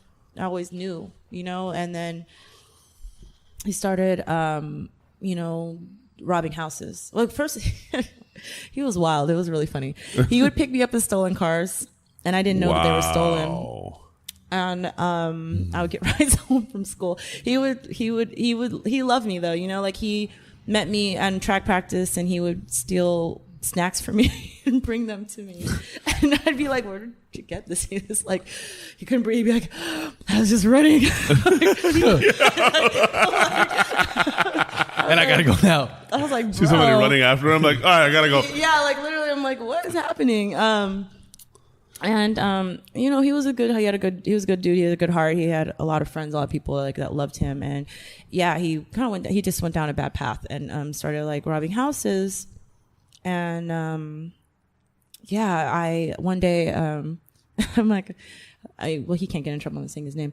I started noticing that things were really weird with him, and his parents would always be like, "You help me, like talk to him, this and that." And I'm like, there's only so much and I just remember I would try to convince him to go to school, all this, and I remember opening his closet and there was like a carpet bag full of like guns, like mad guns, and I was like, what the fuck are you doing? Yeah.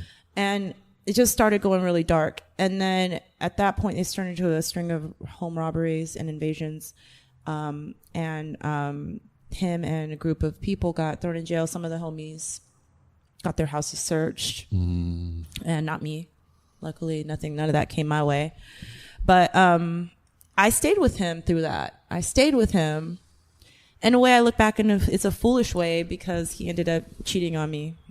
After that, and that really traumatized. I like had a little nervous breakdown after that. Really? But as a student, and then my own responsibilities and stuff, like I still stayed with him, and I would go visit him, and I just couldn't imagine turning my back on him. And my parents, we had a conversation about that because I was like, they were like, what do you want to do? And I was like, well, I want to stay. Like I don't want to leave him like that. And they were like, okay, well, we support you. Okay. And they loved him, too. So I did. I stayed with him and then he got out of jail. He went to jail for like a year or so, like juvenile. And the newspaper, because they were all people of color, wrote all their names published all their names, but they were underage. And I remember fighting that, like writing Anchorage Daily News, like a letter, and saying, like, how dare you, like, do this to people of color and youth of color? Like, you're not giving them a chance. Like, you just slandered their names and their futures. I was like, that's illegal. It's illegal for you to publish their full names. How can you do something like that? And then I had like my vice principal, oh, how's your little boyfriend in jail? Oh my God. Making comments to me about him, like he's not really going to be much. Like, you sure you want to do that? Insane. And everyone knew that I was the girlfriend of this guy that was, that did these things. So thank you. And then, yeah, and I was okay with that. You know, I sat with that. I made that decision. And yeah, but with that all kind of piled on top of me and was, and me, you know, wanting to leave Alaska was part of that was part of a reason why I felt like I needed to go. And I started to, apply for schools, and I didn't get into UNLV, and I wrote him a letter, because I had taken an art and design like outside of school course, and they didn't count it. And so I wrote a letter, got a letter of appeal, and I was accepted to go to UNLV. And I was working at a bank at that time. So yeah, I saved up $300 and I went down to Vegas, and I'd never been before. What was that like? It was insane. It was so crazy. Our friend's grandpa picked us up. He was an ex-cop. Didn't know the man, but he acted like an ex-cop. Like he took us to like Sunset Station to eat from the buffet. He had points or something. And then like they slept in this extra bedroom, me and Ginger. We both went for one night, and he was cool. He drove this Bronco. He like wore all this Western jewelry. He was this like older white man that was like just a G. And he dropped us off at campus, and yeah, I lived on campus. What was your kind of mentality going into college, coming out of not just this relationship, because the relationship to me just sound like this is your qualities, like your responsible qualities that you've been doing for your sisters, your family, yourself, this other person, you know, in this relationship is your boyfriend. You're like continuing to carry this thing with you. Going into college mentally and consciously, did you let go of that, or was it just I gotta just get away and then figure it out later? Man, I think so. I didn't realize I was carrying so much with me. I didn't leave on really like the best terms with my parents, because they kind of told me my dad said maybe you should take some remedial courses. Maybe you're not really ready for school. And they were like making up these reasons that they didn't think I could do a university, which I was like bizarre. Yeah. But then I found out that it was just their fear. A huge fear that they had. And then, you know, to top it, I found out that my grandfather passed away. They didn't tell me. Oh, man. And I found out from my cousin. And I never got to say goodbye. And I was very close to him. And I found that out my freshman year in the dorms. And just to top it off, too, like when I left Alaska, like someone had slashed all the tires of the cars that I drove. And things were just getting really weird. And I felt like people, I don't know what it was. I had to get away, you know? And I don't really even think I really unpacked a lot of that until after, you know, when my story progresses as to like when I started my first until later in my life. Got it. Probably like maybe 4 years ago. Wow. Yeah. Like I really had to really think about a lot and really like let go of a lot. But yeah, Vegas was great to me though. Vegas was good. Vegas was wild though. And it was nice to get away, but it was also like I've just jumped into a whole nother Wild West. Like, you did indeed. Yeah. I didn't really know what I was getting myself into. Like, honestly, like, For real. I go to Vegas, like, all right, I'm going Thursday through Sunday. Saturday, I'm like, get me out of here. For real. Get me out. For real. Yeah, I lived there for 5 years. Wow. Yeah.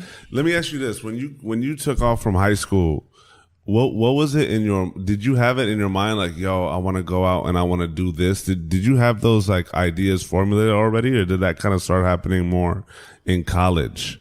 That really happened in college because like I knew I was in the creative. I wanted to be a creative, and like I said, I wasn't encouraged really to be an artist. Yeah. I did have a teacher that I was in an in an advertising design class, and he was a really, really cool guy. It was like a career center, like a semester. And he was like, you really should do this, you know? And in that I learned about Paul Rand, and I learned about typography, and I learned about things, and I would design like packaging and things like that. And he told me that you should think about that. But when I would apply to schools, I didn't know how to even make a portfolio. Like I didn't know what I was doing. But I knew I was a creative, and I thought, oh, maybe I'll be an art director, because that's all I knew. I couldn't be a painter. I was a natural born painter. Like I never was trained. Gotcha. And so when I got to UNLV, I started in the arts program. I was a fine arts major, and I was like taking different courses in that and painting. And it was, and in that time, my grandfather passed away. My sister called me, and my parents fell into like, you know, I mean, that was after freshman year. That was probably my sophomore year. They fell into some hard times, and it just felt really selfish. I felt guilty about pursuing something because in a way I felt frivolous. Like, which it wasn't though. Like it was what I loved. And I think a lot of people of color, you know, I talked about this last night at Sisters Within Voices, of like the guilt of pursuing something that is creative when people are struggling in your family or people need help. Sure. And you're like, oh my God, I'm selfish. This is self-serving. So I switched to marketing and advertising or media studies in that. And I started studying that. And, you know, in that I learned how I started taking classes on web design and learned how to do Dreamweaver. And I was pretty proficient in, you know, learning coding. And my brother-in-law, Austin, is really great. So he would help me. Still my sister's, my sister's ex-boyfriend, but he's still my brother. So that's my dog.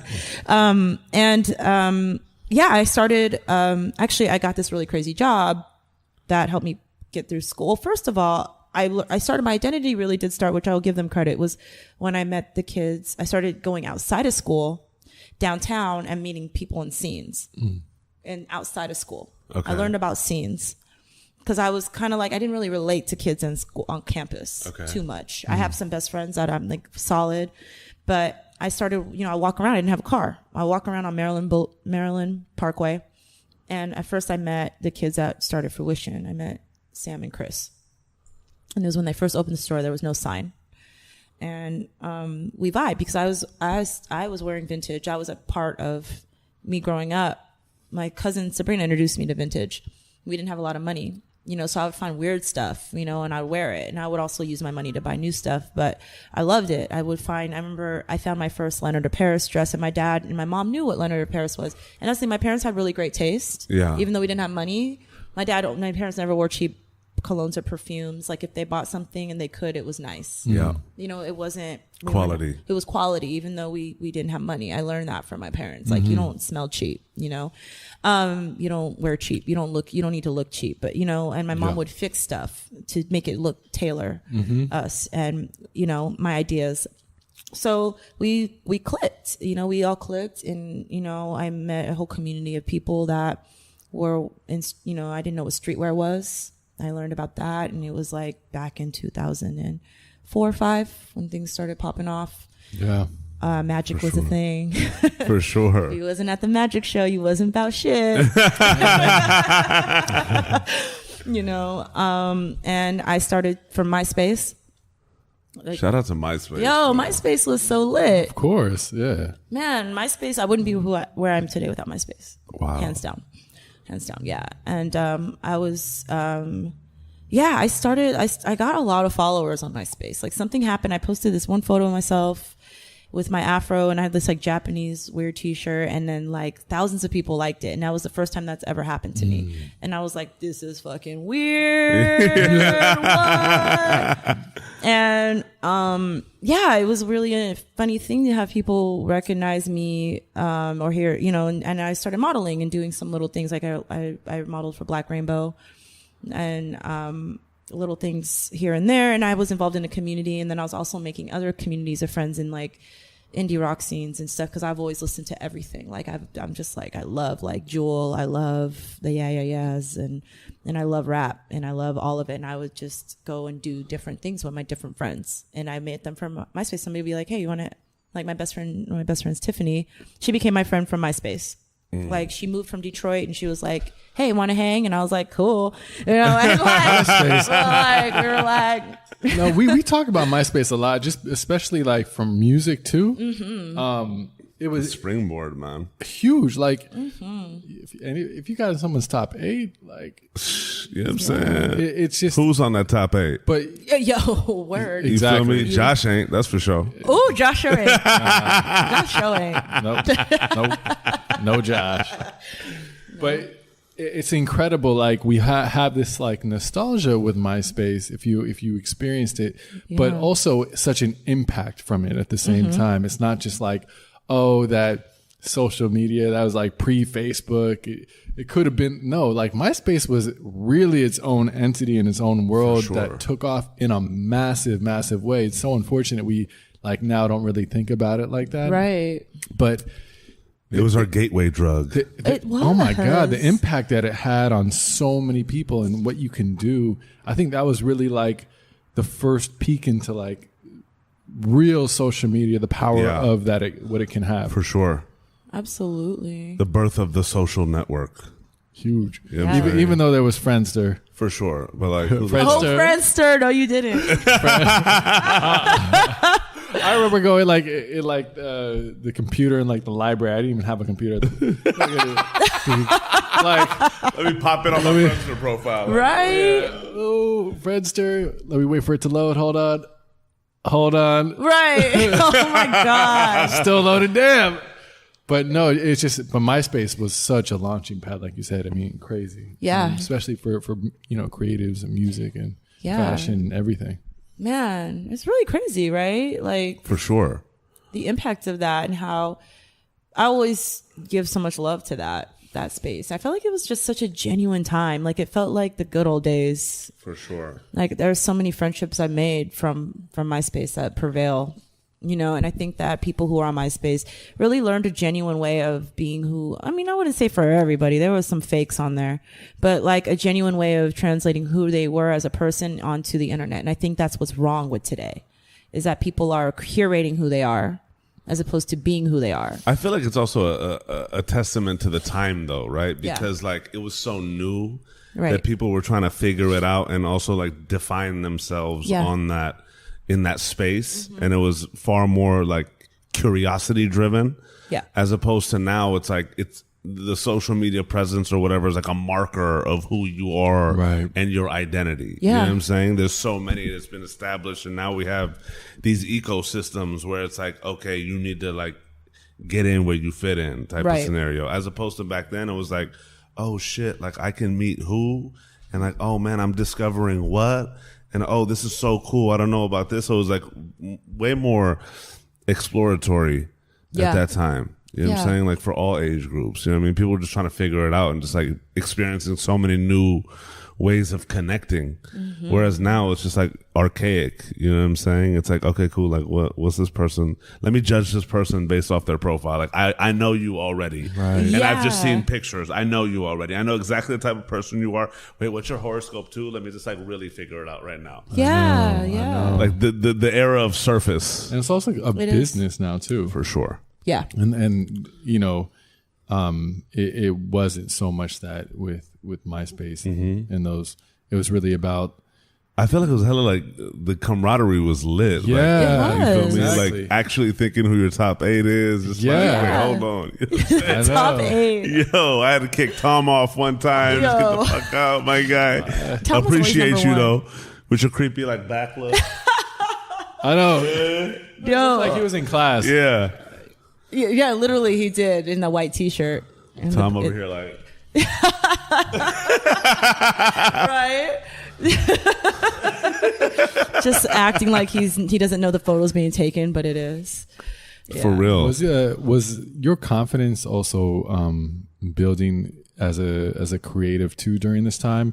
coming from Alaska, where it was just like a non-existent in terms of the reinforcement.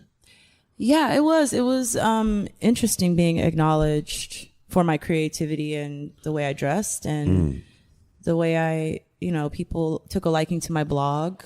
I would reinvent my blog. That was a thing. It was like, when's your site dropping? When's your blog? What was your blog about? I had one my first blog was called Skrilla's for Rillas. It was on Blogspot. That was so fucking hard. Because they used to call me Skrillas. I wish I knew about that when I was a little like squirt. You feel me? Skrilla's for Rillas? That's so tight. What? Really? I was always kind of embarrassed about that. That's so tight. Yeah. Because my name's Amelian, like $1 million. Hey, Skrilla's for Rillas. Yeah. So how'd you spell that? SKRILLAHZ. And then the number 4, RILLAHZ. Oh, that's right. That's right. Bang. Get the H's, get the 4s, Skrilla's get the Z's. for Rillas. Get them all in there. You dig? Hella Z's. Get them in there. Hella Z's. Yeah. And that was my high school blog. And then I reinvented it and did the Kashiro Collective. That was my college blog. I had a Zanga for a minute. Yo, hold on. I need to stop you. This blog, what inspired you to start it, and what did the blog kind of grow into? Because like that's so dope to me. It's like a diary and just like experience, like what I'm saying. What's it called? Mood board, all this type of like. What inspired you to do that? Man, because I love writing. I love writing. I mean, I'm planning to write a book.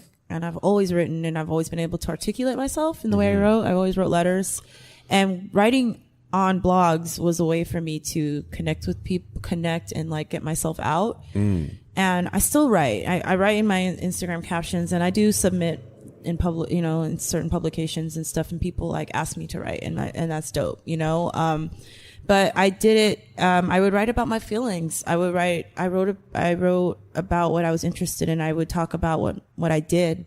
I would take photos and put those photos up there. I would show what I liked in fashion. I would show my experiences. And I had people that would tell me like, yo, thank you. Like that showed me what it was like to be a carefree ass black girl. Like I never knew what that looked like. And my friend Kesh is actually a pioneer of what a carefree ass black girl looked like, and I met her from MySpace, and she showed me what it looked like, and I always give her that respect. Like she showed me what it was like to be an artist, to live as a freelancer artist. Incredible. Watching her go through all the things that she did, and we met from MySpace too. I think I said that, but yeah. So that was my blog, and the day I stopped blogging, I stopped blogging because I had a breakup, and I wrote about it. And I wrote about it, and I wrote this poem about looking at my black chip nails against the wallpaper, because he had told me it was over, and it was in Philly. He lived in Philly, and we had met from this crazy marketing program that I worked for Budweiser. It was a secret program where they pick cool people that look cool, and we would go up to people and talk to them and expense our cab rides for getting wasted, and like go and get tables and do crazy stuff. So there was a whole bunch of us all over the United States. Wow. And we would link up for these like ambassador meetings. And that's how we met him. And we met from exchanging music. Like we sat at a cafe before our planes left, and he gave me music to listen to, and I gave him music to listen to. And then we stayed together. Like that was how our relationship started. So anyways, he broke up with me, and I was in Philly. And I was staring at this wallpaper he had, and I was like, my nail polish was chipped, and I wrote this like I was crying, and I couldn't stop crying. And I wrote this poem about it, about staring at the chip nails against the paint. And as my tears came down, like I had this whole thing, and so many people had something to say about it. But it was like, I felt like nobody was reading my blog, because I never really got comment. That I found out how many people actually were reading my blog.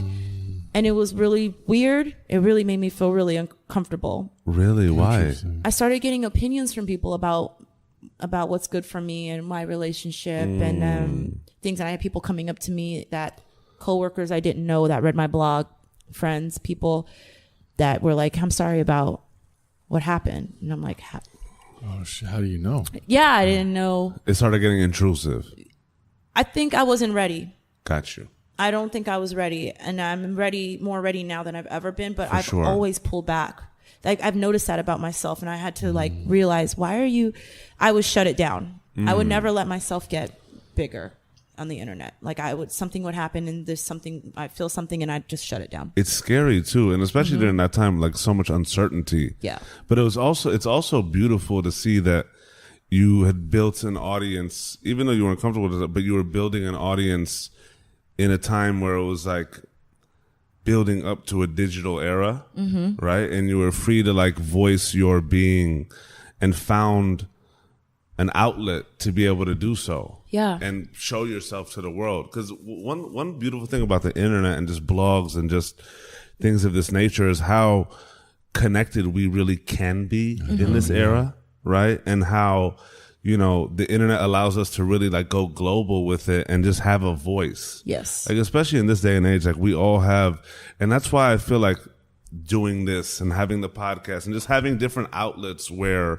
the voice is able to thrive. Yeah. Whether it's negative, positive, whatever, so many people use it for good, for bad, for whatever. But one of the beautiful things that we have is the ability to get our voice across and the ability to express ourselves. And it's really interesting to see how you were, pioneering that within your own being early on, and then got a taste of what overexposure felt like and pulled all the way the fuck back. You know what I mean? Yeah. Like you have to be ready for that. Like that's just like, to me, it's a prime example of people that, and it's crazy because you didn't do this with the intention of, I want everybody to hear my voice. It was merely an outlet. But it's almost indicative to me of like people that go in the creative world with the like false notion of wanting to be famous. Yeah. Right? Like I want to be famous. I want the world to hear me and feel me. And that's grand, but there's a lot that comes with that. Oh yeah. You know what I'm saying? Like, I feel like wanting whatever your craft is to impact people is one thing, but wanting recognition and adoration from it is a whole nother like Pandora's box that people don't understand like the craziness about. Because once you open that access and the world's eyes are on you, everybody's opinions are on you too. And everybody's like what you're doing wrong and what you're doing right. And it's really hard for people to handle. Yeah. Yeah. You're absolutely right. You're absolutely right. And I don't think people think about that. But, and a lot of young people nowadays don't think about that. Like I always say this, I want to be rich. I don't want to be famous. I feel you. Like I want my privacy. Boss up. You feel me? You know what I mean? What it do? You feel me? Like where the check at? Where the check at? You know what I'm saying? Like I don't need to be a celebrity. I mean, I guess that's a blessing if that were to happen. I don't want to be worshipped. I think that's weird to worship people. Yeah. And I'm not, I mean, it wasn't even like, it just really freaked me out. It wasn't like a lot, but it was also just kind of like, wow, I opened a door and like actually people looked inside. And I'm like, whoa, the power of the internet like slapped me in the face in that moment. Yeah, for sure. Crazy. Yeah. Did it make you adjust your approach, or like what did that moment kind of do for you in terms of just expression in and of itself for you at that time? Because I feel like your identity was based on your ability to express yourself, in whatever category. Yeah, I kept it more like in a superficial kind of way. Like I kept it more of like MySpace and photos and like music tastes and stuff. And like I just kept it on the surface. And I stopped sharing what was going on in my life at that moment. And so, yeah, I just kept it superficial because even for MySpace, I remember I went to New York for the first time and people knew who I was there. No one had never been there. Like, the man was in the street. I was like, yo, you are like Kashiro. I was like, yeah. What the fuck? And I'm just this college kid, like, I'm, like from Alaska. I'm like, hey, and it was like just a couple people, but for sure. But it was still like, whoa, this is what the internet does. Like, I've never felt that impact. I used to use it to talk to other kids in Anchorage, like because it's too cold for us to go anywhere outside. For sure. Like, so we were like on AIM, like, what you doing? Yeah, like downloading illegal music, and that was what we were doing. But yeah, so one thing that from MySpace that came was, I was discovered by Jeremy Scott, and he asked me to model for his his Adidas Originals campaign. Oh shit! And that was around me ending UNLV. I had been in this crazy alcohol program, which that was wild as fuck. Wait, how'd that happen? My homeboy Kyle was working as in the advertising department. Oh, that program. Yeah, for Anheuser-Busch. I was working in that. And I applied to be a CMT, which is somebody who I think goes to the different distributors and drops off materials. And he was like, hey, can you send your headshot? And then I was like, okay. And I sent a photo. And then I got this message from this woman that was like, hey, can you meet me at this? I don't remember the name of this bar, but their thing was to throw toilet paper every hour in the air. Like they would throw rolls of toilet paper and people would cheer. It was really bizarre. So I feel you. So I went there and it was an interview. And there was like 8 or 10 other people there that were like, they were cool. And like some of them were comedians, some of them were musicians, some of them were whatever. And we all hung out and we drank, and she watched how we drank. And essentially whoever got hired were the people who could continue a conversation and drink at the same time. And I was a winner. So you had experience. I had you know what I'm saying? Yeah. So that started that journey in that. And I met a lot of homies from that too. People from all over the United States and whatnot. And I had ended that job and I was working at Undefeated. Like my senior year, the end of my years, they had opened the store in Vegas. Yeah. Word. So I was working at Undefeated and I wasn't really doing much. I didn't really know what I was going to do after school. But in my sophomore year of school, I learned about styling. Like I learned about being a stylist, and I was like, I'm going to be a stylist. And I learned about that from a girlfriend who was a photography major. And she was like, you should be a stylist. And I was like, what's that? And she was like, well, you always have clothes. Like, I'm tired of using my own clothes in my tests. Like, bring your clothes to school tomorrow. And I brought a little suitcase and I rolled it on campus and I styled my first time. Wow. And I was like, oh, this is for me. And I knew that I was going to finish school, but I wasn't going to do what I had been doing in school. So anyways, what happened was Jeremy discovered me and I was getting flown out to LA some like here and there. To style. I styled for him to model for him and for the campaign. And in it, when I look back at it, it was a weird time for me because I was essentially exploited. You know, he told me he didn't have any money to pay me. I was never paid for any of it for modeling. And it was like a global campaign. Oh, wow. Yeah. So it was a sad time for me in a weird way, but I couldn't really articulate why it was sad because I moved to LA and I was working as an assistant, making no money, and people recognized me. Yeah. And I got a photo from a homie in Japan who had my photo was all over the Shibuya store of Adidas. Wild. And my picture would be on the back of some magazines, and my picture would be all over the internet, and I would get a pair of shoes or a couple dresses. But he always said he couldn't pay me. And I didn't realize that I was exploited until one of my girlfriends, I told the story just like a couple weeks ago. And she was like, and she's, works in the industry. And she's like, you were exploited. And I didn't know. I didn't know. You can't unless you experience it. Yeah, you think like... Or have somebody tell you. You don't... Yeah, I don't know how to ask for my worth. I mean, that's part of Sisters with Invoices. For sure. To be honest. Like, man, if I had like somebody who was a model before me that was my friend or something that could have told me like, no, girl, like get money. Like, you should be getting at least like I didn't even get $100.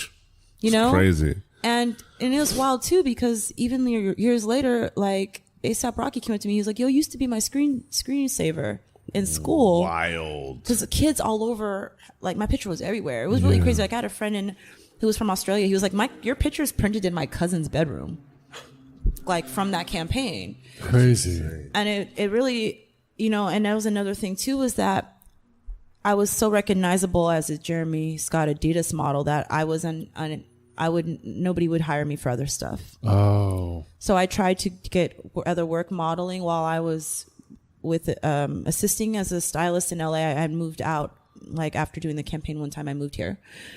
Nobody would hire me. Like nothing. Nobody would hire me. And it was really crazy because I worked and in the same time I had assisted different stylists, but my longest running was being assistant to the Kardashian stylist for almost 2 years.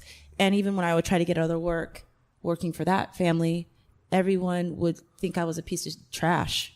Like, What do you mean? Because they just thought that they never respected that family. They just thought, what do they do? What do you do? And I'm like, I do a lot. Like, I was like, at the time, Monica had just Kim. It was like the Complex cover, and I had started assisting her at E, and I started working for her when she was styling Kim for Complex. And I worked for her the longest, and I would try to get other opportunities. I remember one time I had got an opportunity to interview for editor of, I think it was a really like a beautiful magazine, like I think it was L'Officiel or something. I don't know. And I drove all the way up to the hills to go meet with this editor. I was so excited. I was like, I worked so hard. I have all this experience. And she was just kind of like, well, I mean, are you sure you'll be able to handle this kind of work? I mean, because of what you already do. And I'm like, well, what do you mean? She's like, well, you work for reality stars. Like, and I'm like, well, yeah, but I was like, I'm a really hard worker. I was like, I'm like, I lead, I help her with everybody. I was like, I do returns. Like, I made her website because I did make Monica's website. I built it from, using my HTML. I would hustle websites. Mm-hmm. So, and then I was also doing her blog and doing the posts and doing the design for the posts. And I was integrating like the function of click through where you can get money from people buying what the girls wore. Mm-hmm. And I was doing that at the time, and I was getting her more money. And I was like, no, I can do a lot. I was like, I'm super capable and this and that. And it was just kind of like, whatever. Nobody really took me seriously at all from both opportunities I had. Was that, I mean, obviously it's discouraging, but was there a moment for you where you're like, wait, why am I even doing this? What was driving you to continue doing it? Was it just because this is all you kind of were really knowing how to do and you were like, I'm kind of too deep in it, these are where all my tools are? Or was it still driven by the passion that you really wanted to be a stylist, that you really wanted to be this person? Where was it coming from? Because like when you can, and for anybody, when you can hear that no after no after no, and then being treated like shit the entire way, because it's a thankless fucking industry, for sure. Especially in the entertainment industry, especially in LA, where everybody is younger, better, and fucking can do shit for free. And will. What kind of kept you in the arena? I just didn't want to give up. I couldn't give up. Like, I had this, like, I would just look at the pages of these beautiful magazines and just dream about that. And so this really was a dream for you. Mm-hmm. Yeah. Sorry. It was a crazy time.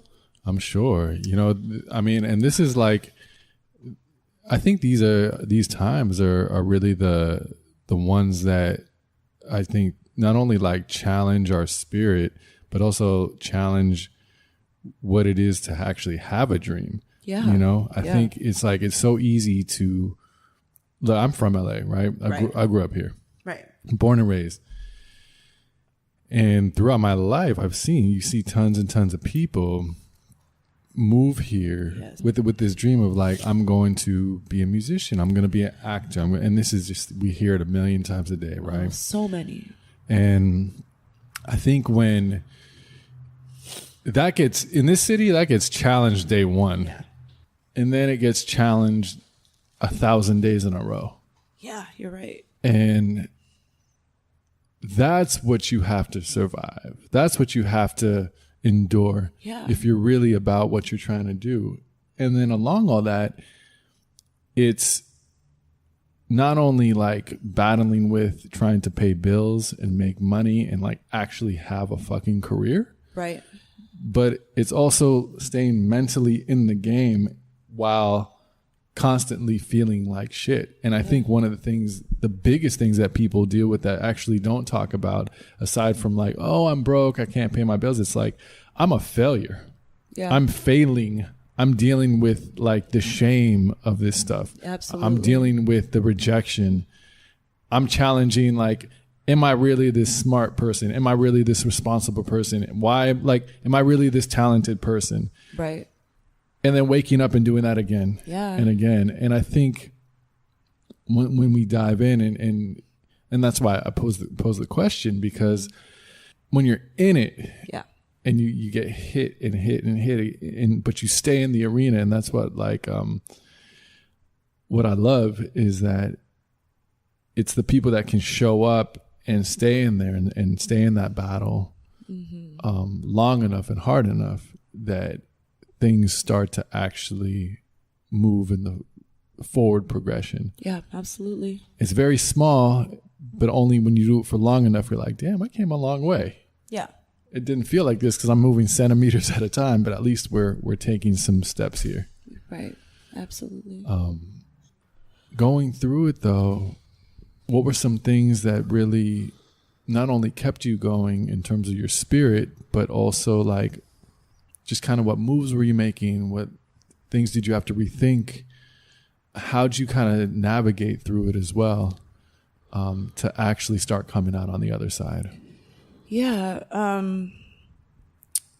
Well, that period of my life when I was an assistant, I thrifted a lot. You know, I would thrift. I would listen to a lot of music.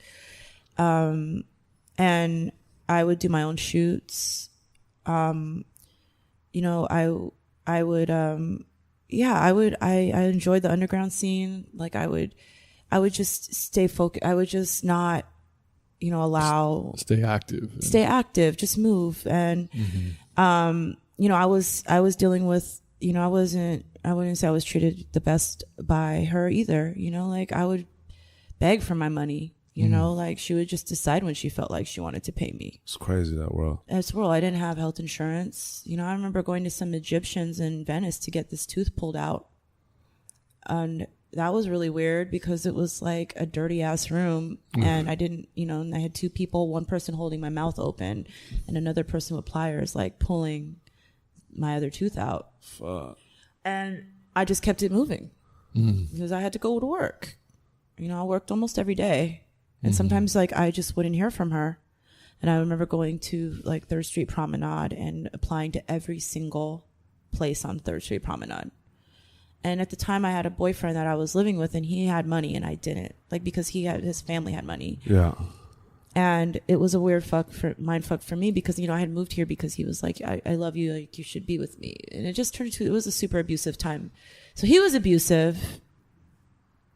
And then I was dealing with that work stuff that was so dysfunctional too. And I was in this world with these people and it wasn't me. You know, I would like duck behind the camera. Like I never signed any of the releases for the show. I didn't want to be a part of that. People thought it was really cool that was what I was doing. And they were always very kind to me. It's not that. It's just, like you saw, I don't want that attention. For sure. That wasn't me. That wasn't like my lane of styling. That wasn't what I came here to do, but it was a job and people wanted that job so badly, you know, and I'm like, it's not all that it's cracked up to be. For sure. But I was grateful, you know, and I just wanted to do my best. That's all I could do. You know, I would just, you know, I felt like I was trapped in between two worlds. Like home wasn't great. And then work wasn't either. You know, he would do really crazy shit. Like it would just get really crazy. And, you know, first we were living a reasonable lifestyle in Venice. Like we lived in a back house. Everything was really happy. And then his mom came over and was like, and I could afford that. And then his mom came over and was like, you can't live like this. You can't live here. Like she wouldn't even sit down on our furniture. Oh, wow. And I kind of like, that really hurt my feelings, you know? And we had to move to a more expensive place. And I was like, I can't afford that. And he was like, no, don't worry. You know, because his family would give him money every month. But then it turned into resentment. It turned into other stuff. Sure. You know, it wasn't what it was agreed upon, but also it was like, okay, well then I'll leave. Okay, well no, you can't leave. You know, and like, I don't want to depress y'all. It was crazy. No, there were these this stories. is life. Yeah, it was wild. Like, you know, I had like, you know, had like 2 abortions and would have to go back to work.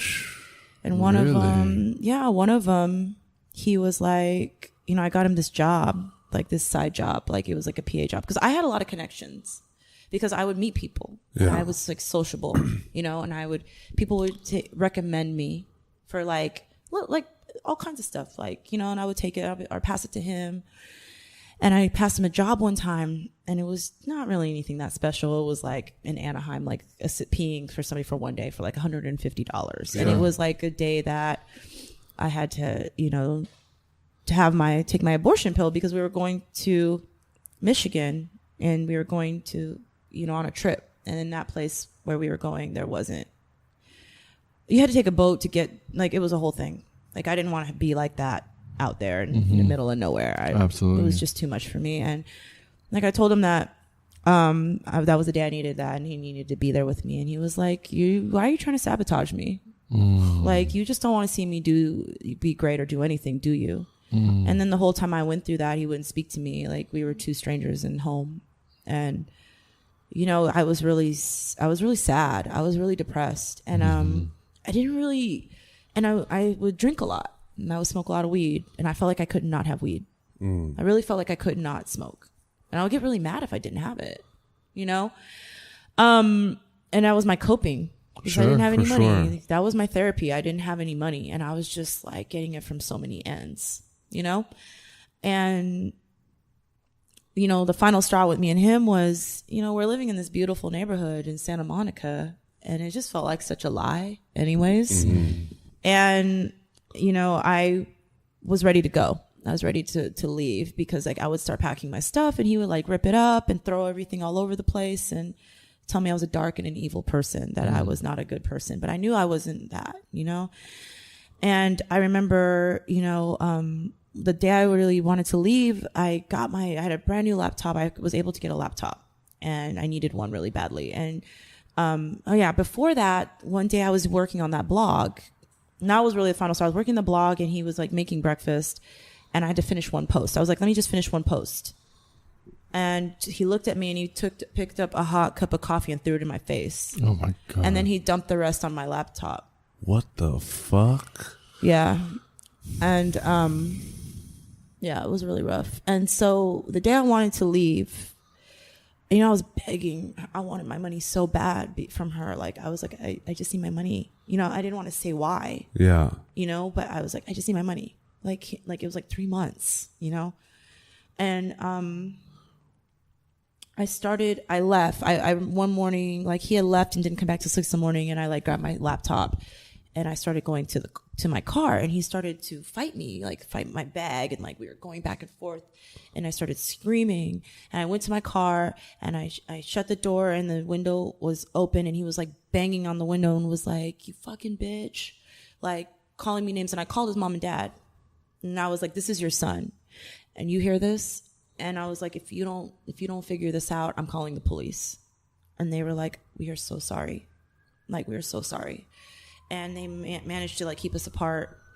And it was a really crazy time, because then his friend like overdosed on drugs 2 weeks after that happened. And I had told him, like, maybe you should give some space from that person, because he was just, you know, he was an addict. Like, he would puke in our bathroom. He was a great guy, but I would just notice that these things were like, he was doing like opioids and like other stuff. And we visited him at rehab and things like that. But it was just a culture and a lifestyle that I was like, what, this isn't me. Like, these kind of problems are like rich people problems. Not to say that that's that, but that was where these people's lifestyles came from. And it wasn't me. And I was like in it for the wrong reasons. Everything was wrong, you know? And in that time, actually, when that was happening, I got a call from E when I was assisting there, because I would always be there a lot.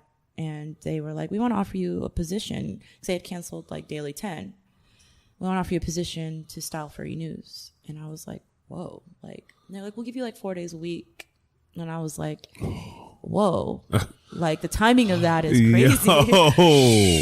And I told her, crazy, out of respect, I was like, hey, I just want to let you know that I got offered this job, and like, no disrespect, but you haven't been paying me. And then she was like, I don't know how I feel about that. And she called them and told them not to hire me. Oh, what the fuck? Yeah. And they were like, they called me and were like, we just got a call from your, like from her, and we want to hire you anyways. And so oh man, I was like, I don't know how much more I can take. For real. Yeah. Thank God.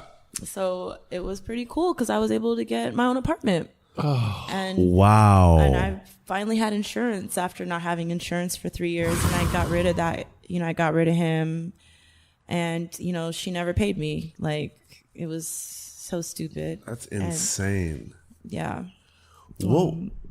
What was it like for you just going through that period in terms of being able to see a light at the end of the tunnel while also kind of struggling with your own sense of worth and worthiness and identity, and having these scenarios that, like, when you listen to them, that it's like chipping away at your identity and your spirit and your happiness and your even sense of value in existing. I literally like obliterated into nothingness, right? Yeah. And I feel like that's a very valid, and that feeling exists, right? But how were you able to get through that, right?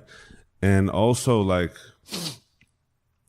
is there anything looking back on that period, knowing that you've been through it and you found the strength to get out of it, that you, if you were somebody in that position again, would do differently or would tell yourself differently to handle it, to kind of free yourself from that darkness? Right. Yeah.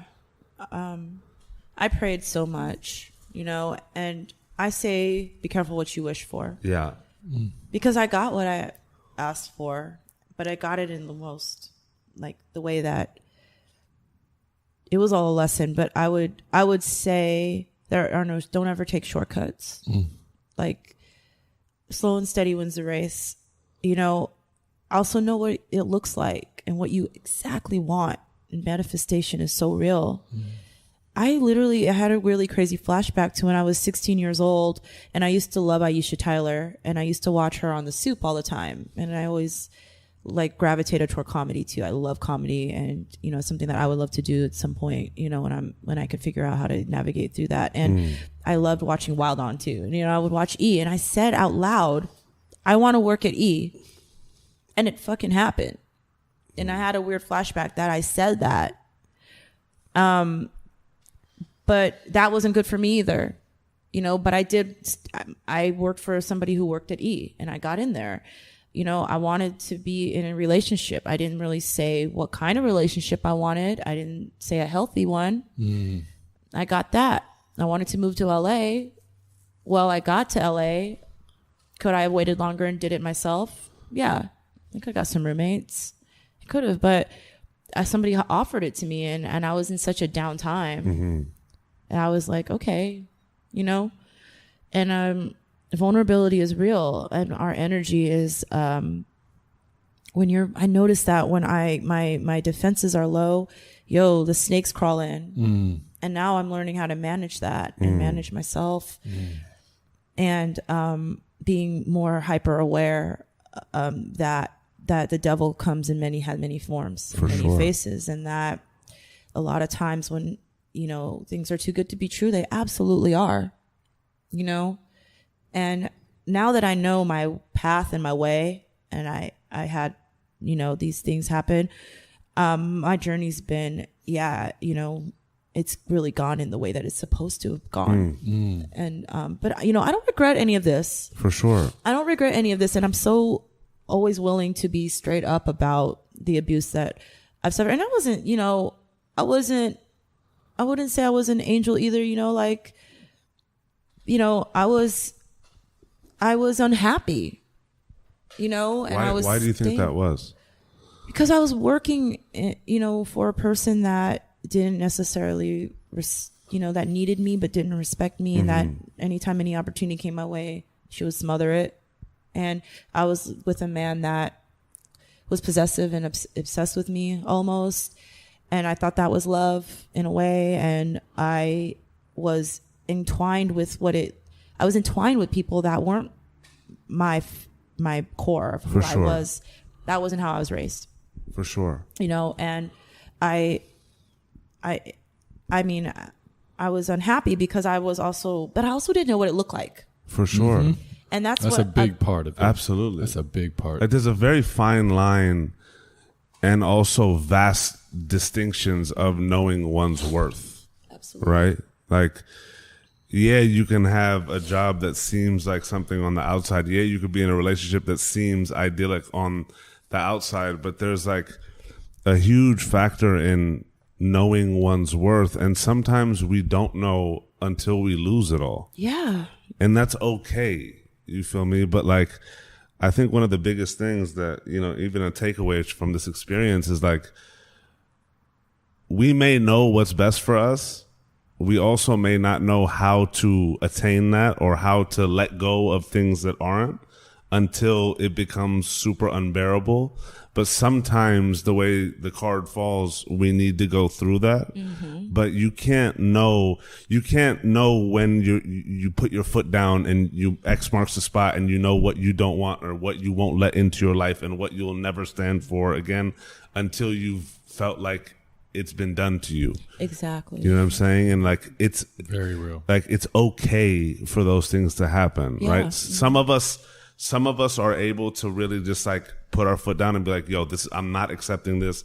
This is fucked up. You're fucked up. I don't care about all your craziness. I'm out of here. You want to act crazy? Here, I'm going to call the police right now. What's up? Yeah. You know what I'm saying? But for everybody, it happens. Like, life is so unique amongst all of us. You know what I'm saying? There's so many probably young girls in the styling game right now, or even dudes in the styling game right now. I know them that are not getting paid like they should, if anything, that are like having to deal with expenses and clothes not being returned and all that and putting it on their card and being asked out. Like, who you gonna sue? Who? You know what I'm saying? Oh, you didn't get paid for the last 2 months, and what, you're going to bring money for a lawyer? What's up? Come after me then. They can't. You can't. And you know how what I'm could saying? I fight her? No, yeah. No chance. There was no chance. And then what? So that when I want to have contacts, I'm barred? For sure. Because I've seen that. I've heard of that for happening. Sure. Like, and these worlds are really driven by fear in a lot of ways, 100%. Right? But at the same time, I feel like, you know, it's one of those things where you can't know what right is without going through wrongs. You know what I'm saying? You can't build your perfect world without knowing what that isn't. Yeah. You know what I'm saying? You can't attain these things without understanding what the flip side of these things are. So it's also a blessing to not only not to have experienced it, because yes, it is, because the outcome, but also being able to go through it and speak from experiences so that someone else may learn from it quicker than you did or quicker than we did. You know what I'm saying? Like, that's the point of this life that we live, to be vulnerable and to express ourselves. I feel like if we express ourselves openly far more, the world would be such a better place because we're not hiding and trying to be the perfect versions of ourselves. Like, the imperfections within us are really what makes us special. Absolutely. Right? And there's beauties within all of this, you know, disarray. And, you know, the crazy thing for, you know, I know Joe has gone through it. I've gone through it, like, you know, different levels, and you've gone through it, like, of rock bottom, give us freedom. Yeah, you know what I'm saying? We really figure out what means shit and what doesn't mean shit, and we're able to, like, keep it moving. Yeah, absolutely. I heard this quote recently that life is supposed to wake you up. And the way, like, I interpreted that was, when we're always guided by something, right? Mm-hmm. And if you're in that position, life will come and wake you up out of it. But you gotta, what sucks is, like, you actually have to go through that, though. For sure. You know? Yeah. But these things are meant to happen. And it's like you were saying, you kind of have, it's almost a blessing that they do, if you can look at it with a different perspective. So, you know, because it's so easy to go off course, you know, it's natural. Yeah. It's just like, that's just what happens, and it's going to happen. It's going to take different shapes and forms. It's not like, hey, I learned everything from there and now I'm good for the rest of my life. It's like, no, there's going to be these other hurdles. You're just going to take those and put them in your bag and keep on moving and handle it differently. But yeah, man, I mean, I think those it's those dark times that do wake you up into the light. You know, they really do. Oh yeah. Yeah, I agree. Everything I agree. And I always say this, like, I always say this to people, and I say this to myself, don't ever think you're not entitled to feeling and suffering and pain.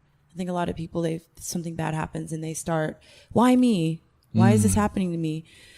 That's why, you know, sure. Like we're not exempt, you know, from suffering. And I mean, without suffering, how do you know what happiness is? For sure. You know, I truly know what happiness feels like in the age of 34.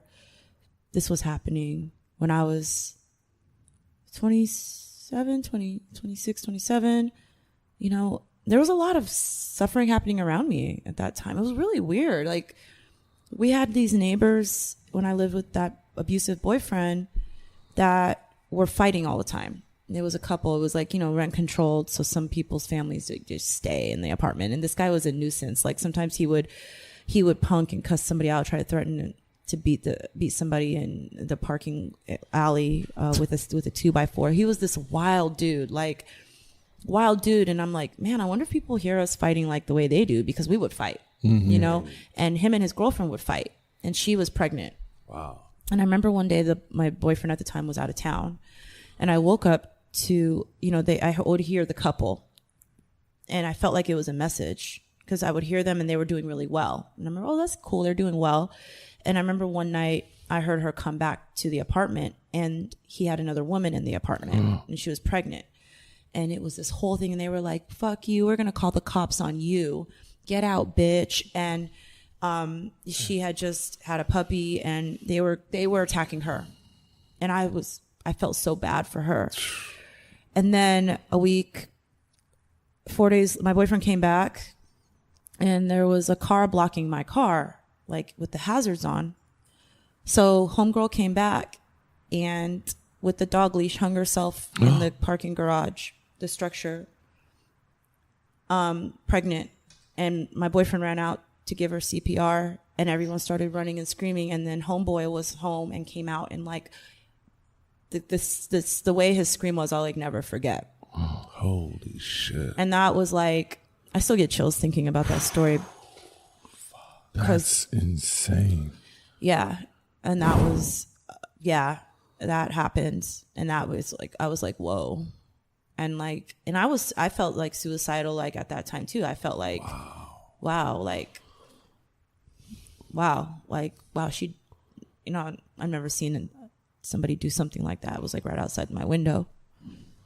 So, like suffering, people, you know, you just don't know what people are going through, right? And not everybody can take that. Yeah. And, you know, one thing I thought about was like, I just didn't want them to win, you know? And that was kind of, you know, what got me through. And then I would just see like light and little things, you know, and definitely getting that job was a light for me. And so I got that job, and I was doing really well, you know, and I was making really good money. And I got promoted to 5 days a week. And before you know it, I went from making no money to making like around $130,000 to $150,000 a year. And I didn't know what to do with it. I didn't know anything about money. And it was a really crazy time for me. And I had an apartment, and, you know, I went on my first trip out of the country for the first time, and I had a good relationship with the person I was styling, and she was cool. I never took a day off in a year. I never took one day off in a year when I first got that job. And I went to London, and I was so inspired, and I have so many beautiful friends out there that, and it helped me see more of where I was and who I wanted to be. And that trip really changed my life, you know? And it was Larry, Zach, like a lot of friends that I had met, from them coming, like there was an Adidas shoot and we met, and we're still friends to this day. And I came back, and how crazy is that full circle? Like Adidas shoot. Yeah. One broke you in the beginning and the other changed your life. Right? It was really crazy. Like, and none of us were getting paid for that shoot too. It was like a bunch of us kids there, and like I made so many friends at that shoot. And we all hung out, like they were just in town. We just hung out and like we partied, went to Mustache, like all this stuff. And so I came back and I just started to notice like I was doing really well. I had ideas because I didn't have money. They wouldn't give me really much money but I had a FedEx account. So I would like email like designers in different countries, because I don't understand why it was cool to spend $300 in FedEx shipping, but not give me $300 just to go buy clothes. Yeah. But, like, if you add all of this up, it's a lot of money. For sure. So I had that idea to cover people's shipping, to let me borrow clothes. And, the girl I was styling got a lot of attention. And the lead person on the show wanted me to style her. And out of principle, my mom and dad were like, no, you should be loyal to her, because like she's the reason why you're there. Mm-hmm. And I was like, okay, yeah, I'll do that. I'm not going to do that, and in it, I started to, change the department around a lot and organize things, but they wouldn't give me like a title or nobody had a title. And I was the youngest stylist there. A lot of them had been there for like 10 years. Yeah. So I started to feel like, all right, making money, I'm just blowing it. I was like drinking a lot. I was, I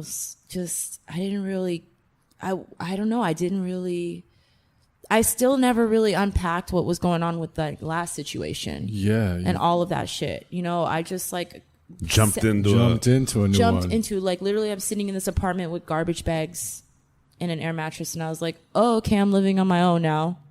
For the first time in my life. That's crazy. Yeah. And so I was like going out and, like wanting to, doing stuff on the side, and I wasn't really taken seriously at all. And I was really unhappy.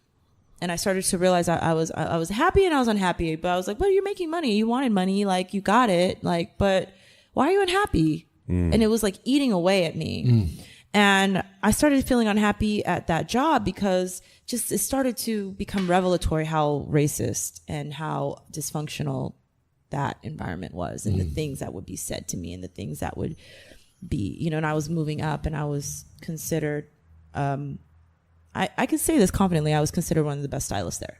I could say that. For sure. And if there was anybody that was trouble, they would send them my way. I got the difficult people, and which I thought was kind of racist too. Like, you're just going to throw me, like, they can be fragile, but I can't be fragile. Right. I have to be tough, and just things like, just listening to the dissection of bodies, talking about somebody's cellulite. For sure. Or Jennifer Aniston's legs, or, Angelina Jolie, or people's faces and breasts, and listening to people get really excited about death, because if there was a celebrity death, you would make overtime.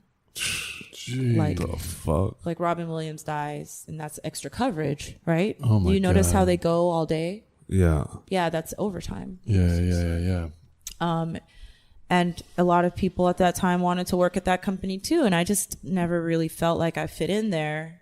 And like, it's also crazy how like personal happiness has nothing to do with your income or your title or any of that shit. Like, when you really think about it. No, I think people they need to understand to separate money.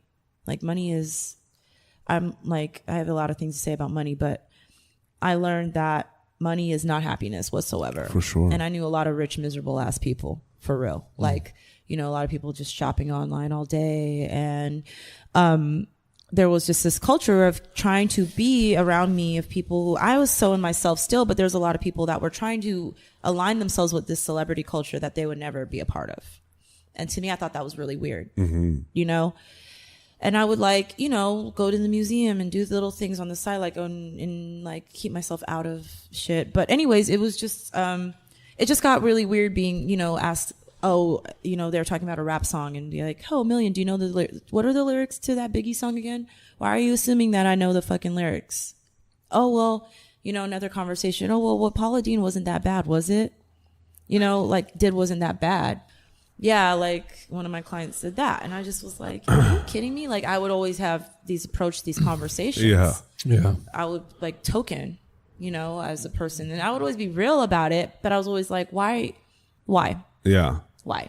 Like, so like at the end of it, like it was really weird. I was really unhappy, and one day I saw like Whoopi Goldberg on TV, and it like changed my fucking life. Like I saw her on The View.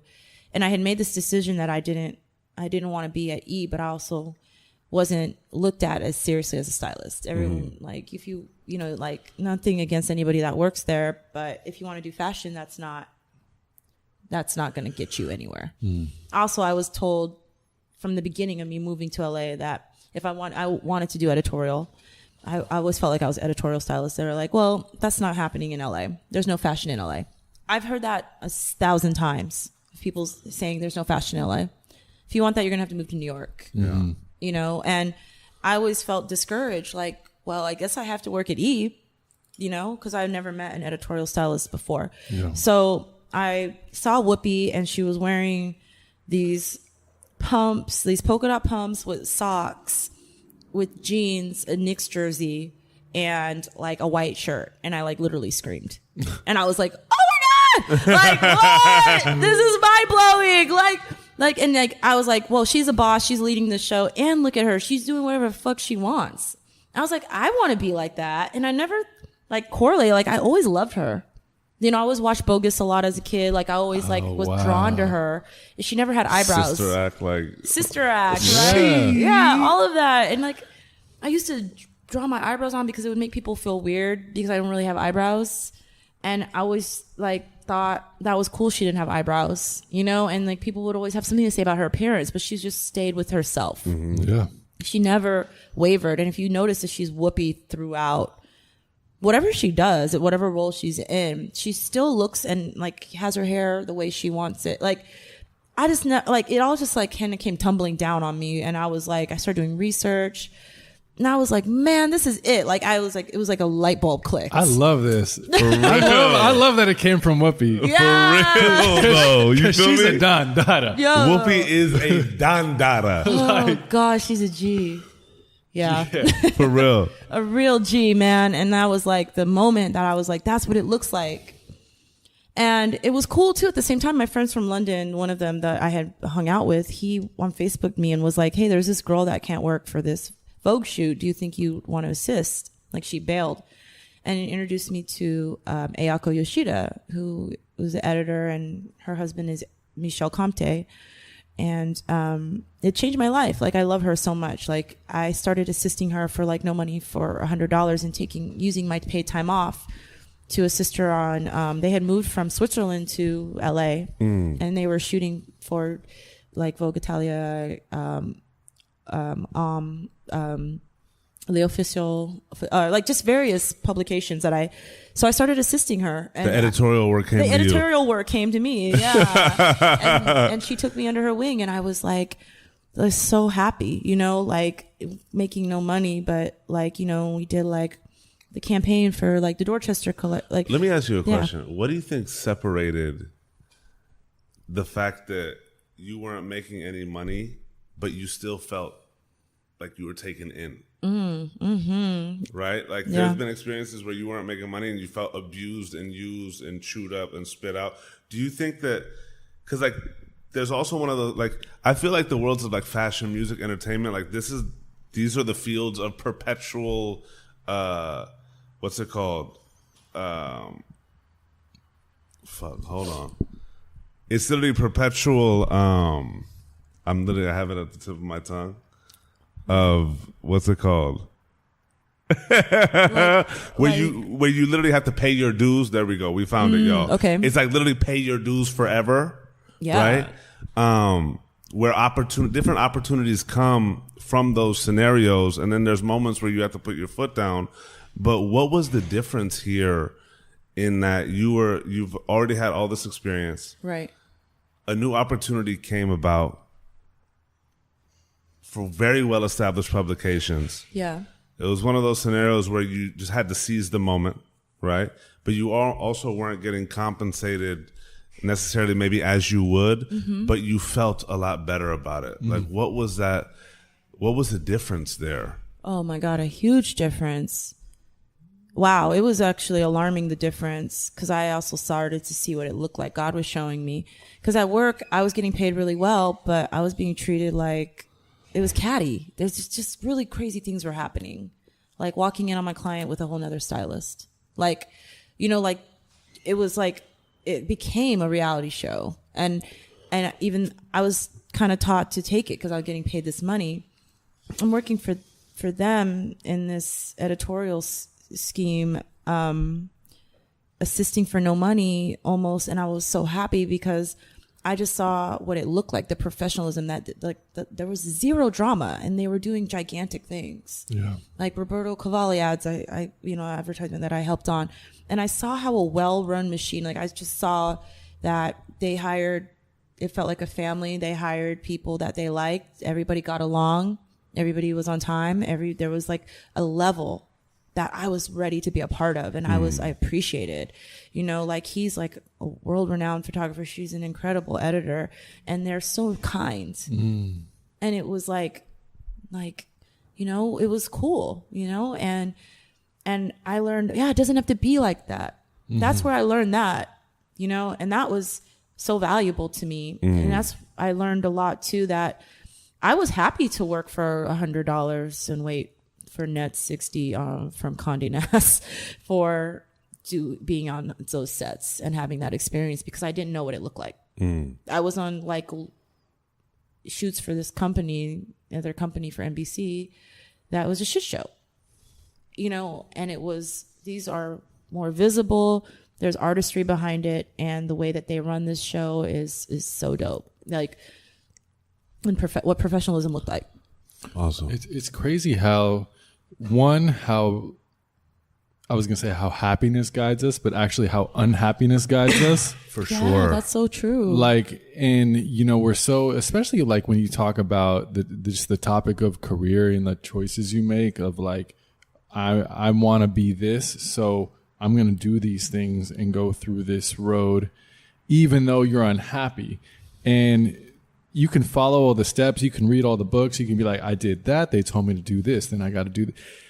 But really, if you just follow your intuition of like what's actually real with you, your happiness, your values, your personality, like those actual core things, that will guide you. Not the you alone in front of a mirror. Yeah, it's not so much like, okay, I gotta get that, then I'll go to that title, then I'll jump there. 2 years, boom, to that company, up this rank, it's like... Because who the fuck are those for? Yeah. Well, and you can do that and be totally unhappy and you're in experience and none of it matters. Yeah. And then you strip all that away and you get real with rediscovering who you are. Especially for you, someone who's been away from it so long. And like, it's so crazy because starting from your boyfriend from Oakland, it's like you've been in this cycle of just getting out of one bad situation to what is the light at the moment to another situation that's the light of the moment to the moment to the moment. And like you said, like without kind of unpacking that bag, but you just got to get out, right? Yeah, so you're just jumping right in. Now you're in, and this is better for now. But it seems like you got yourself to this level where you finally got those things that your brain told you should have to be happy. Like, these are the things that equal happiness. I'm in such a shit situation right now that if I can just get this, I'm going to be happy. Right. And you get it. And it's like, no, I'm still fucking unhappy. Exactly. Yeah. So what really does make you happy? And it's like, that's when you have to stand in front of the mirror, Noosh. For sure. And that's when you say like, okay, let me strip all this shit away. Yeah. And once you start to kind of do that, even if it's like subconsciously, but you let that guide you, you like surrender to that. Yeah.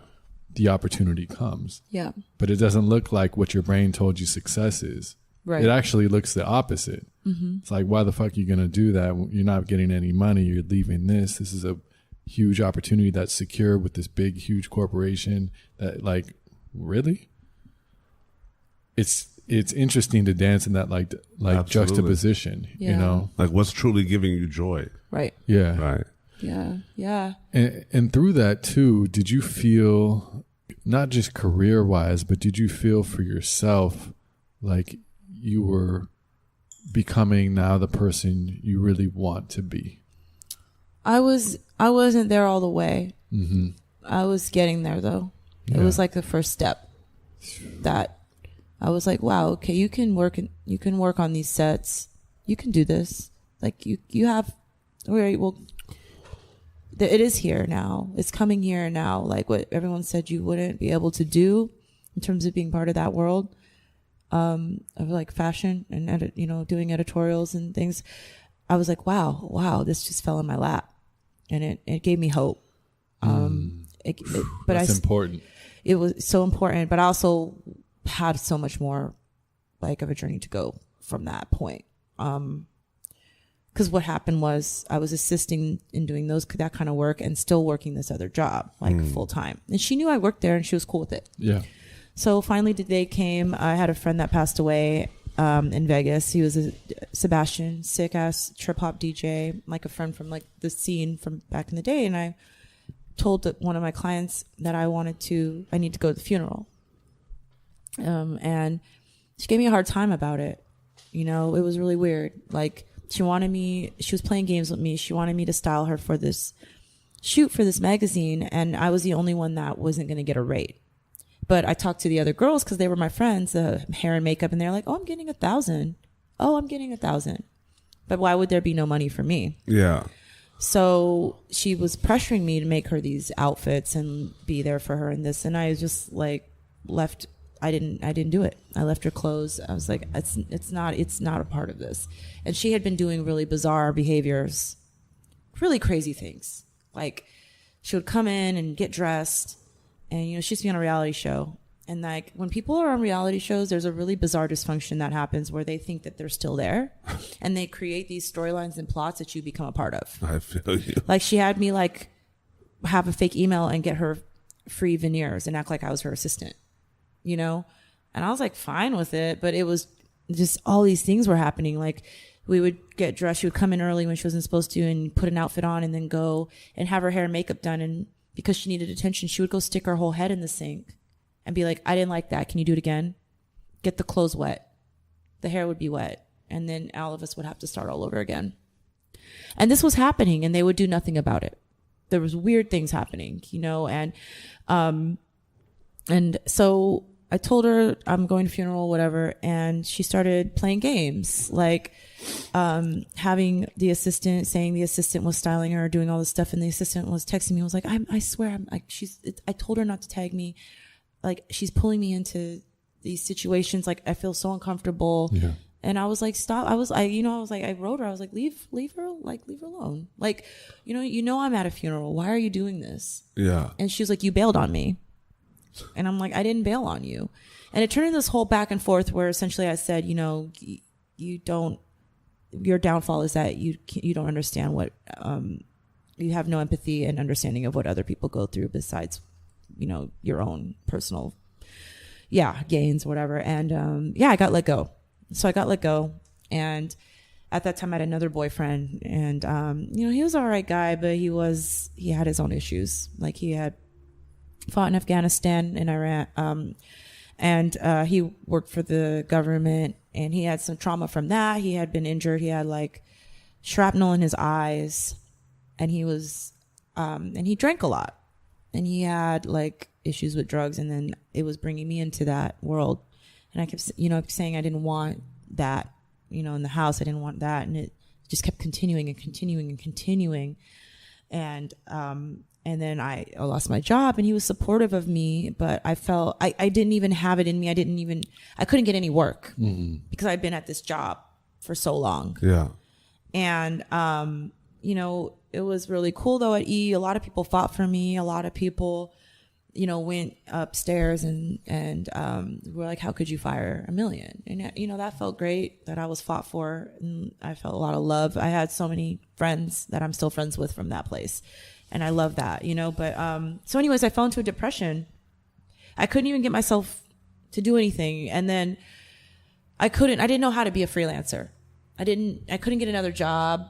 I didn't know what to do. And I was just nothing. Like I had no money. I was getting unemployment.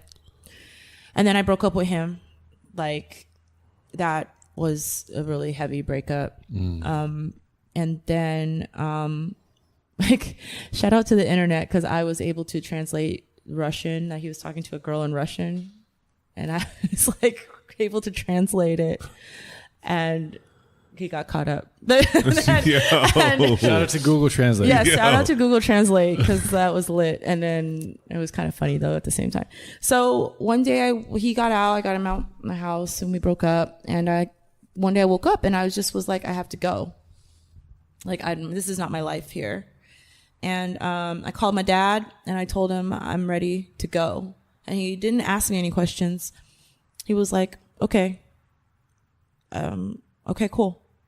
Oh, I'm sorry. And before that, I'm so sorry. I forgot this was the big part that happened was after I got let go, I was in a parking lot in the gas station crying.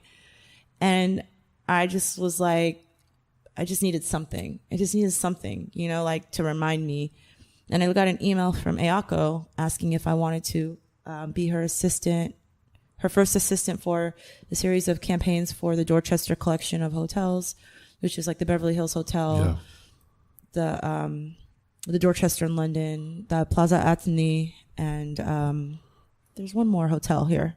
They have another, the Bel Air. Okay. So it would require travel. So we were going to go to Paris, London. I was like her first assistant, and it was like my light at the end of the tunnel. So I spent 2 months doing that. Like I learned about carnets, about traveling across to other countries with clothes and all the things that required that. I managed assistants. I helped her. We did all these campaigns, and it was such a beautiful experience. Oh, it's just something. To something, yeah. Man, you do something. It seems like it's like catastrophe, catastrophe, like Literally. it's not like it's like transition, and then this happened, and then that happened, and then it's like I lost everything. And then a little light came on. But that, you know, That's my life. But just career fell apart. The relationship busted down. I was left with not a damn thing. And then I got this little email, though. And then I got this opportunity, though. I was just praying for something to come in, and something just went up in the mix. Yeah, that was my life. That was crazy. Wow, it's really crazy to say my whole life story because I haven't done this and had been able to process the outside perspective of the light and the dark. For sure. It's heavy, too. Yeah, I know. I was like, there's strong dark, strong light. Yeah, that's I've noticed that about my life. I have this really strong light. dark and lightness in my life. I have like paranormal stuff that happens to me too that are like signifiers that I always notice, like when something bad is, like not bad, when I'm in a situation where I shouldn't be with that person, paranormal stuff happens around me. Really? Like that boyfriend I told you about in high school. Yeah. The one that went to jail. Yeah. It was around the time when he was cheating on me.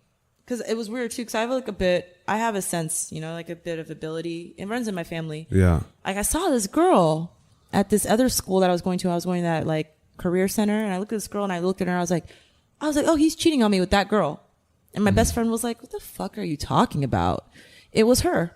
Never seen this girl in my life. Stop. It was really wild. And at that same time, I would do things in the house. Like I remember, so I would cut Vibe magazines up and paste the pictures all over walls and plaster my walls. Like I would always, that was like my cleansing. Like I would clean my room. I was always obsessed with like organizing furniture. Like I was that kid. I would come home. My parents would come home and the whole living room was rearranged. I'd be like, and they'd be like, cool. Like they didn't give a shit. Like I would just do weird stuff like that. Yeah, look at all of this. Thanks, honey. That's great. Yeah, they had no time for me. But I love doing that kind of thing. And I was doing that in the bedroom. And this never clicked to me until this last relationship, the Russian guy that I had been seeing. So this happened during that relationship of the guy in high school. So I was cleaning and I was picking up some tacks on the floor, and I had rolled a vacuum in the room, and the vacuum was rolled up, and I'm sitting there or whatever, and that shit just turned on by itself, and it wasn't plugged in. I started screaming. I couldn't stop screaming. Like I could not stop screaming. And I ran to my mom, and my mom was like, "What's wrong? What's wrong?" And I was like, the vacuum. And my sisters were just like their eyes were like crazy. And like another time, and it was only when he was doing bad things to me, like, or cheating, and like things were bad. I came home from work, and I was in the living room, and I was on the computer. The computer was like right next to the television, and it was Sunday, so there was paper all over the table, like newspaper everywhere. It was a mess. Yeah. And I was like writing this paper, and the cable was on. My parents would always leave the TV on, and all of a sudden the volume just turns all the way up by itself. So I was like, what is this about? So I think, oh, maybe the newspaper is weighing down the remote. Yeah. And I go and pick up the remote, and it's in my hand like this, and the channels start flipping. And I was like, I just took my ass to bed. I was like, I'm just going to go to bed. Yeah, I'm just going to go to bed. And like something like that happened with that abusive boyfriend, where all of a sudden one day, it was like really weird. We had all the windows closed and we had a guest. There were literally 50 flies in the house. Oh. Full grown flies. Ooh. Out of nowhere. That's like a Fargo moment where like the fish come like flying up from everywhere. Yeah. And we were like freaking out. We thought it was the trash. We thought we were very clean. And the friend was like, what the fuck is happening? We just spent the weekend killing flies. That's crazy. Wow. Full grown flies. So with this last boyfriend, what started happening was this channel started flipping on the TV. And I remember I was like, oh, that's a sign. That was kind of weird. And I had something else happen in that apartment where I had a pair of shoes where I couldn't find them. And one day they were like in a box that was closed with a bunch of shit on top of it. Like I found them in there. And that was the only time that happened. And then nothing had happened since. So I was like, okay. So he was like, I don't believe in that. I don't know what you're talking about. And he was kind of playing around. He was like, whatever this is, like, I don't believe in you. I don't know what you know. And I was like, well, I was like, I don't know. I was like, I think it's a sign. And I don't think you should say that out loud. Like, I don't think that's good. Yeah. And he went to take a bath because he had like problems with his, like, from the war or whatever. And he would take a bath, and it was a dimmer. It was like the light was super dimmed. Mm-hmm. And within 2 minutes, he had ran out. Like, no clothes on, ran out. And he was like, do you have an auto timer? I'm like, you've lived here for like how many months? Like, what the fuck are you talking about? The light flipped on by itself, like all the way up while he was in the bathtub. Wow. And he was super freaked out. And then other stuff started happening with like bottom drawer of the oven, like flew open, and like all the cat's toys were like out, and the cat was playing. He was like, who are you playing with? The cat was playing with something. Mm. And stuff was happening. And I actually was okay in it. It was really weird because I think I'm so used to it. Yeah. And it always happens when there's like something that I need to change in my life. Mm. So I sat in it. And as soon as he left, nothing happened. That's wild. Like nothing happened. So I decided to leave LA after that breakup, and my dad came, and I just had packed up everything by myself, and he didn't say anything. I moved to Vegas, and I still live in Vegas. So I moved to Vegas, and I fell into a super crazy depression. Like I was so embarrassed. I just felt like a failure. Yeah. You know, I felt like, damn, like I'm living with my parents again. I'm back here. I don't really know anybody that much anymore. You know, like I didn't really have too many friends. I decided I wanted to quit styling. I just thought, maybe this isn't for me. And I gave it up. Like I begged my friend Kesh, who had got an opportunity to do a show in Switzerland with a small gallery called 1.1. I'm still friends with Deborah. She's amazing. She's half German, half Ghanaian, and she speaks like 5 languages. And she was an art student in Basel. And she asked Kesh to be in a show. It was going to be like and Cash was going into music at the time. And I was like, let me manage you. Like, I just begged her, like, let me manage you. I can manage you. And like, we had talks and she was like, fine, you know? Yeah. So I was like, yeah, I'm a manager now. Fuck styling, you know? I'm a manager. I realized that wasn't for me. It was a cool journey though. And it was a cool way for me to get out of the country and explore and get my mind off of styling. And I had really decided that I didn't want to do it. So we went to London. We're in London for a month. She was recording. And then we went to Switzerland. And we get to Switzerland and we have to drive. Like our friend Deborah, who's running the gallery, has her brother's car. Yeah. And she brings it, her brother leaves it at the airport with the keys. And then we get to airport and we have to go to, I think Geneva. And she's like, oh, I can't drive. And then Kesh can't drive stick. And I end up driving us. So I'm like, all right, because I had that Asian racer boyfriend. So I knew how to drive stick shift. So I drove us around Switzerland in that car, and we had like lots of ups and downs, and she had different installs with sound and full immersion installations, and I would help her do those installs. And we met a lot of people and made a lot of friends, and like also it was like a lonely time because Switzerland, like dating is like whatever out there. It's not happening like at all. People are pretty culturally, I feel like, awkward in terms of like communicating that. And for sure, like I would get on Tinder and it'd be like weird sex shit. Like, do you want to come to my dungeon? And I'm like, not really. And that was weird, and I couldn't speak, like, I mean, if you're in Basel, you have to speak German. That's more German side, and then like it's more French speaking in Lausanne and Geneva. And but it was an adventure. It was a cool time. Yeah, and probably much needed too, just to kind of like change up your environment, change up like your activity, be around new people, healthy people, all those things, It was lit. And I actually learned, wow, I want to be an artist. I am an artist. I can do this. If I can do this for her, I can do this. Yeah. And that's when that light bulb clicked for me. Because I had been repressed since I was a kid, when I was told that I wasn't, when I quit, like painting. Yeah. So I got back and I decided I was going to paint. And I didn't have any money, really. I was kind of like, it was a whole situation. I was left out there kind of broke, and like anyways, things, we were good, but it didn't end on the best note. And I got back and I decided I'm going to paint. And I had got this idea to paint below the knee because of Whoopi, and like her shoe game and her expression of feet. And I like just started looking at the way people express themselves in their footwear, and it really clicked. So I just started staying up late at night, listening to paranormal podcasts by Jim Harold. That's one of my favorite. And get the lights. Yeah, get the lights. Yeah, I would hope that they were. No, I'm joking. I don't want to wish that because it could happen. So,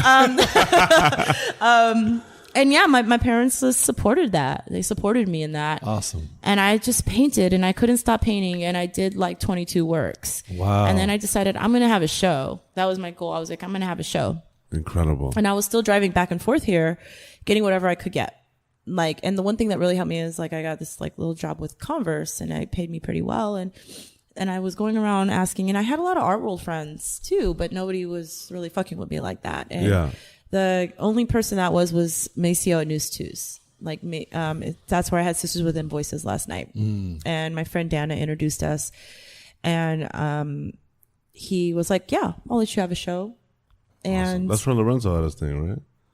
News Twos. News Gallery. News Twos Gallery. Yeah. Such an amazing community space. So welcoming. Awesome. No, like, the art world is really toxic and prestigious and exclusionary. For sure. Especially for people of color and like women, Black women artists and people. But I don't know, he really creates and allows you to use that space. And it's such a beautiful thing. And I really, really honor and like love Maceo for that. So I decided I was going to have this show, and I printed my work. I did Whoopi's banana shoe. She wore a banana shoe for Sister Act, the opening of Sister Act, which is like iconic to me. Incredible. Yes, insane. And I did this show, and it was really, really dope. I did it. I put my whole heart and soul in it. My sister came from Alaska, bartended. She works in she's amazing. She works in food and beverage industry, and she runs one of the best restaurants in the state of Alaska. Awesome. And she started from the bottom too. Like, she started as a server. She's always been in that industry. And I think my parents didn't really see that it could be a career for her. And she's, upped her numbers in that restaurant by like 400%. Oh, wow. Being a manager of that. And we've learned our management from my mom is really an excellent manager. Awesome. Because my mom moved from Nordstrom's. And as another part of the story that I didn't tell was that my family ended up moving to Vegas. Yeah. My senior year, and everybody was living in my apartment. Oh, wow. Which totally killed my hookup game. Yeah, because when you said you said like, I'm coming home, and then you're like, yeah, so now I'm in Vegas. I was like, oh, so they live in Vegas now. Yeah, they live in Vegas, and I skipped that part of the story. No, we're good. They wanted a new life, you know, and it was a weird time in Vegas because it was like when everybody was allowed to have home mortgages. That was like when the bubble blew. Mm-hmm. And it was wild because a lot of people were moving off campus because they were getting home loans. Yeah. And it was crazy. I was kind of like, this is kind of weird. Yeah. It was really weird. They were giving us, people were getting crazy loans. Like $60,000 loans. Insane. Like, I knew kids that were like just buying cars outright. Crazy. With their student loans. I was getting I'm in debt. I was getting a lot of loans. I'm one of those people, you know? And in that, there was a lot of devastation because my parents got a house and they had a subprime, and Wells Fargo, like, fuck you, by the way, like, took advantage of a lot of minority families, a lot of families, and devastated my family. They lost that home, and the interest kept going up and up and up.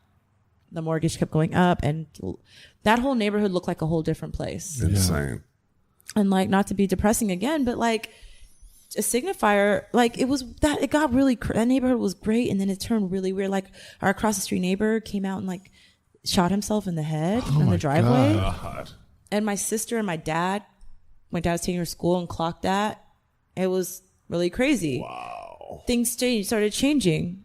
Like, I got out of school and I couldn't, for the life of me, I tried to get a job in marketing or doing whatever. Like, I couldn't get anything.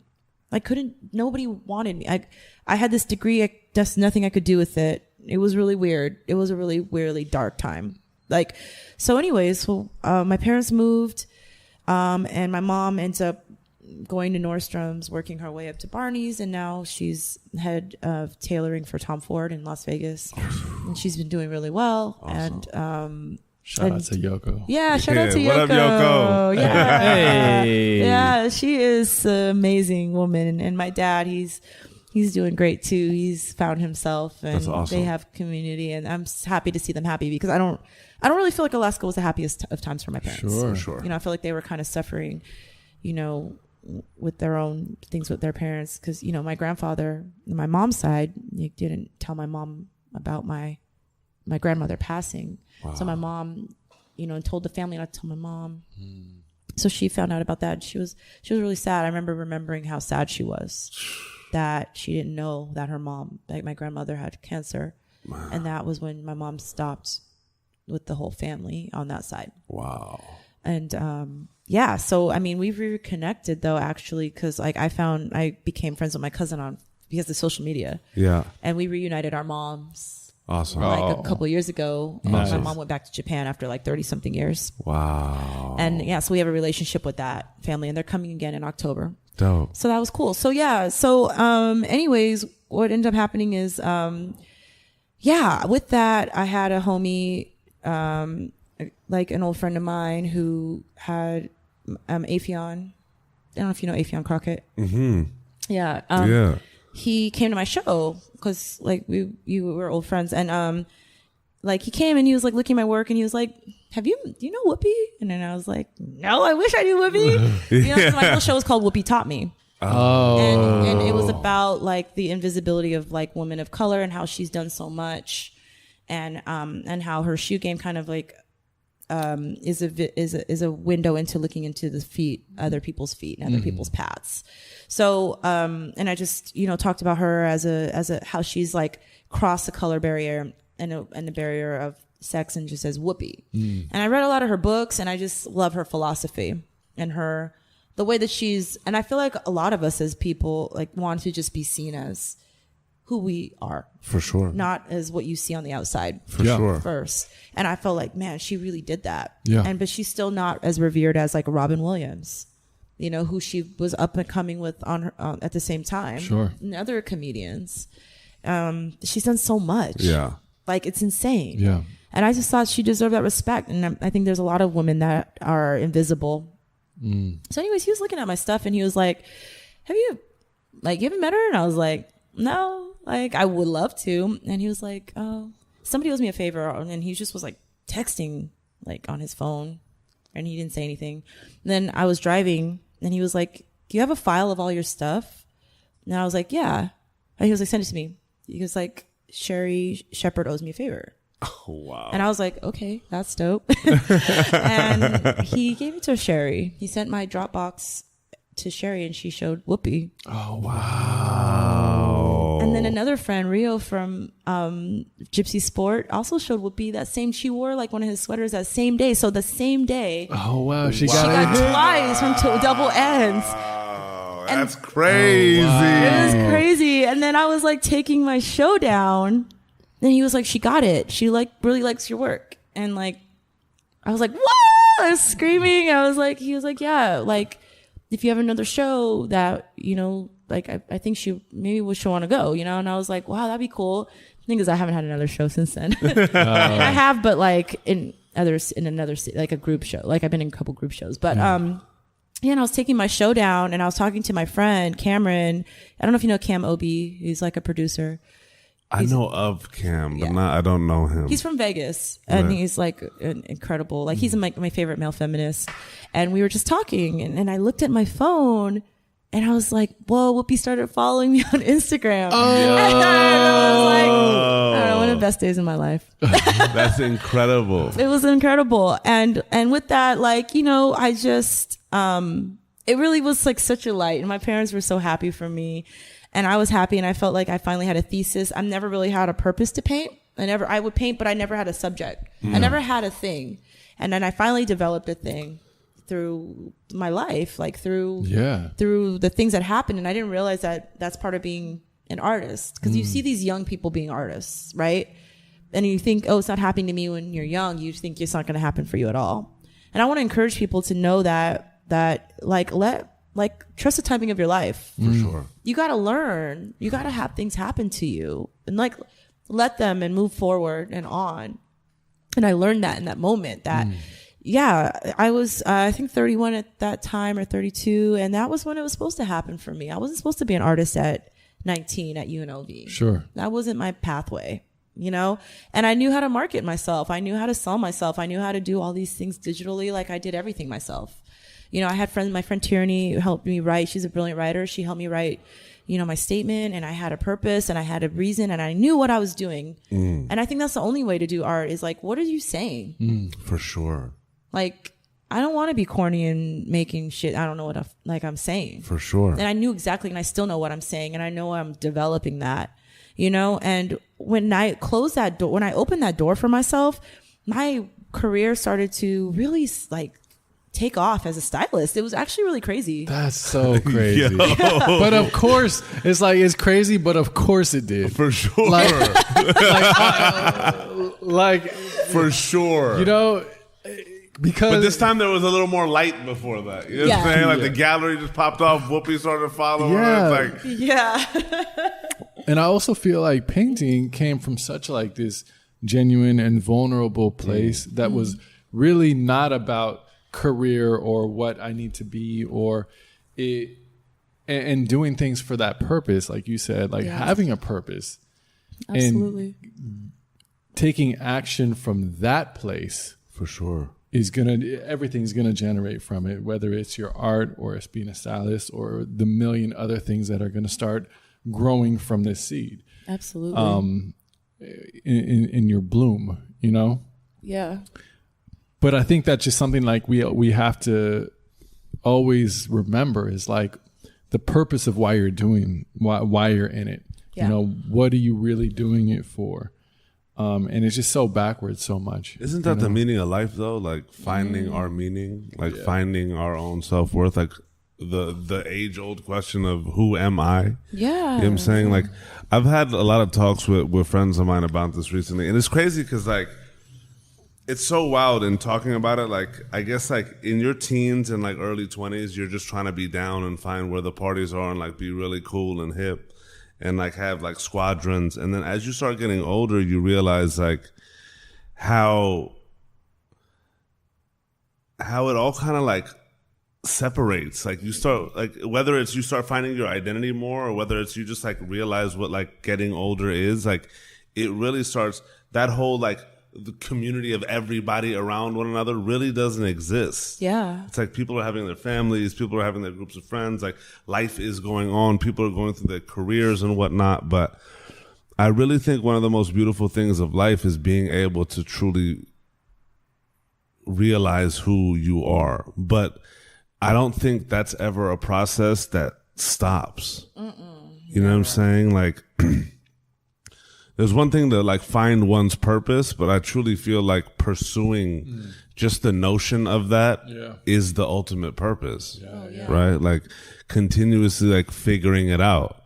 Like there's no end. Like we all have these fucking goals and dreams and aspirations and like all these things, but like when we get there, there's always a what's next. Always. You know what I'm saying? And it's been really beautiful to see in your journey, like how it's all kind of really been in the pocket, but like not, you know what I'm saying? And how it's like been really retweaking and finding the values and also the worth, not only career wise, but like to self as you've been going along, you know what I mean? And as it continues to go, it really becomes refined. You know what I'm saying? And so many people like look at life like, yo, I need to be popping now. Right. Yeah. Well, what the fuck does popping really mean? You feel me? Like, okay, cool, we have accolades, but like finding oneself is a lifelong journey. Yeah. And I feel like if we're just open to figuring it out along the way while being honest with ourselves, right? I think that's a very critical point. Oh, so critical. Right? But like being able to like search for self is one of the most beautiful aspects of this existence we call life. You feel me? It's crazy. Yeah, absolutely. Man, I had to find myself. I found myself in the bottom, you know, and I never forget that. Likewise. I really wanted to kill myself. I really did not want to live. Like, it was really crazy. I did not want to live. How'd you overcome that? It's really actually, I found this book on Amazon called Love Yourself Like You Mean It. And it's like really thin. And I don't know, I was just looking at like self-help and like suicide, and I didn't have insurance. And I told my mom, I was like, I really like feel suicidal, you know, and like she didn't know how to deal with that. Yeah. You know, like she was like, you know, I love her, you know, it's like a hard thing to hear your daughter say, sure. but I really like, I didn't want to be here. I found this book and it was called Love Yourself Like You Mean It. And literally it was like this guy, I wish I remembered his name because I think it's a really great book and it's so simplified. And essentially he literally wanted to kill himself. Like he had the gun to his head. And he started to just say in the mirror, because I was at the point where I looked at myself in the mirror and I didn't like what I saw. I like couldn't even really stare at myself for a long time. So I knew that my spirit wasn't right. And literally in the book, all it says is that he would look at himself in the mirror and say, I love myself. I love myself. I love myself. And he would say it like 50 to 100 times a day, maybe. So I started to wake up and I started to say it like every day. You say it out loud? Yeah, out loud. You have to say every manifestation, everything that you want and everything that is an affirmation should always be out loud. Like it has to be out loud. And I learned that too. Like I pray, I say everything out loud, like everything. And like I talk to myself in my car. Like on my trips, I would talk to myself. I would say, I love myself. Like I would come out here and I just kept doing it. I just kept saying, I love myself. I love myself. I love myself. And I started to love myself. I love That's that. wild. I fucking love that. Obviously, but like, not really though. It's like, it's crazy. That's incredible. It's crazy. I felt a change. I did it for like a sure. month. Wow. Yeah, like I had to say it. For sure. And That's beautiful. Yeah, thank you. I would suggest that book. Like, I mean, it's like Love The yourself Secret. like you mean it. Yeah, love yourself like you mean it. And it's by, I think his name is like Ravi something. And it's very short. And man, that book changed my life. And like The Woman Who Run with Wolves changed my life. You know, is it love yourself like your life depends on it? yeah, that's it. I'm sorry. Love yourself like your life depends on it. By Love Yourself Like Your Life Depends on It by Kamal Ravikant. Kamal Ravi. Yeah, that's it. That's it. That's and incredible. it's a cheap book too. It's like, Oh my God, the cover is crazy too. Yeah, cover is super crazy. it's crazy. Look at how many people like it and bought it though. It's like 2,971 customer reviews with literally 4.5 star rating. It's amazing yeah. on Amazon. I just came across it online. That's incredible. Wow. So that helped start that, and then I started to, you know, change my way I ate. You know, I started eating more vegan, vegetarian, and I, you know, my parents healed me. Like I realized, like that is like the best therapy. Like, sorry, I'm getting emotional. Is that unconditional being immersed in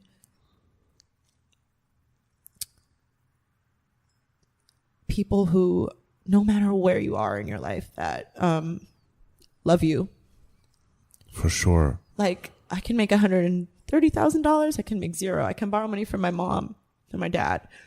And my dad was cool. He like got me a ticket by myself to see Parliament Funkadelic Oh, that's right. What up, Lenny? for New Year's. Cool ass Lenny, what it do? Yeah, and he knew somebody in Parliament. He was like, I'm friends with somebody. And I was like, all right.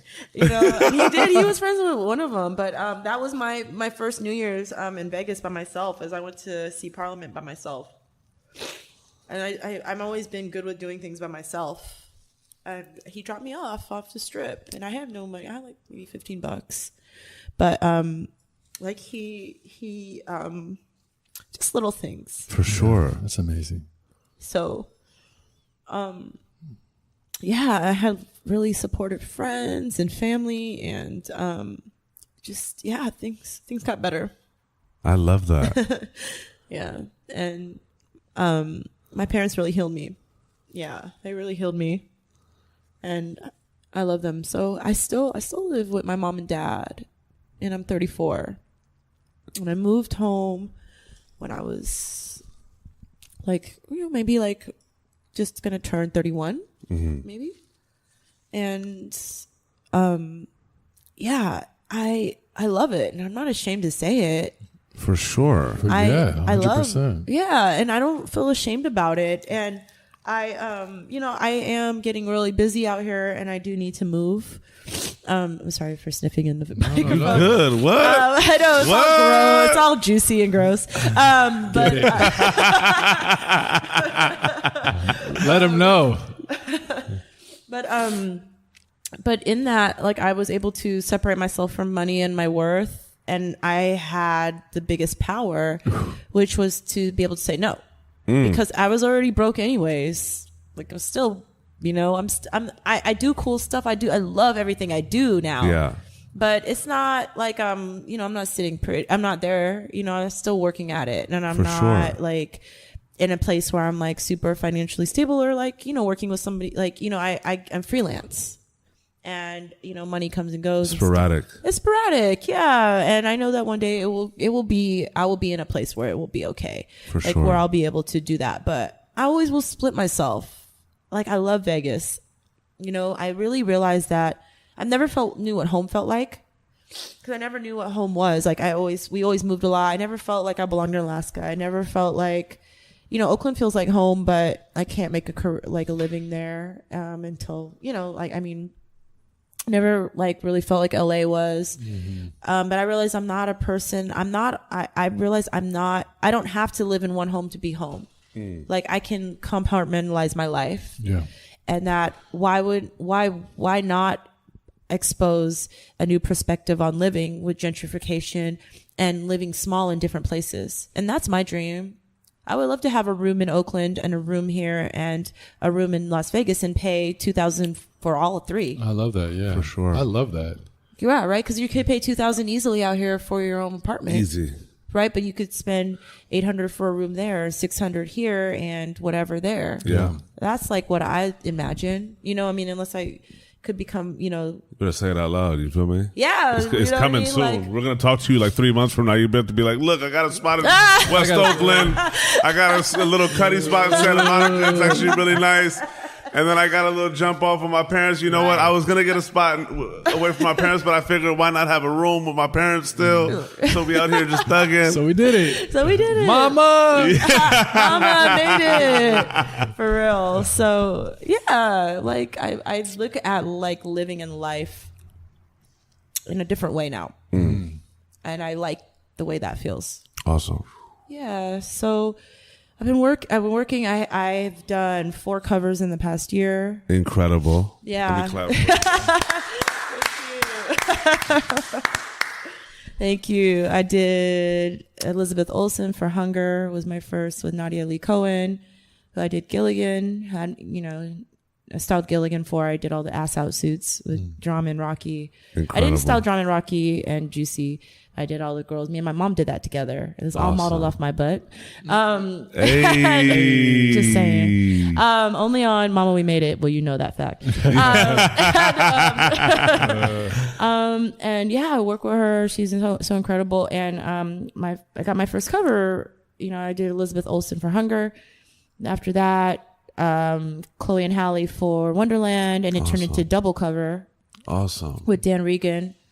And then after that, I got another cover. I did Paris Hilton for Numero, Germany. Oh, wow. Yeah. And then my last cover was Beat for, I saw Kelsey Lou for Beat, the Beat Juice. Yeah. Which is a dope. European magazine. So yeah, I was like, to say that there's no fashion in LA, like, I think that's bullshit. Yeah.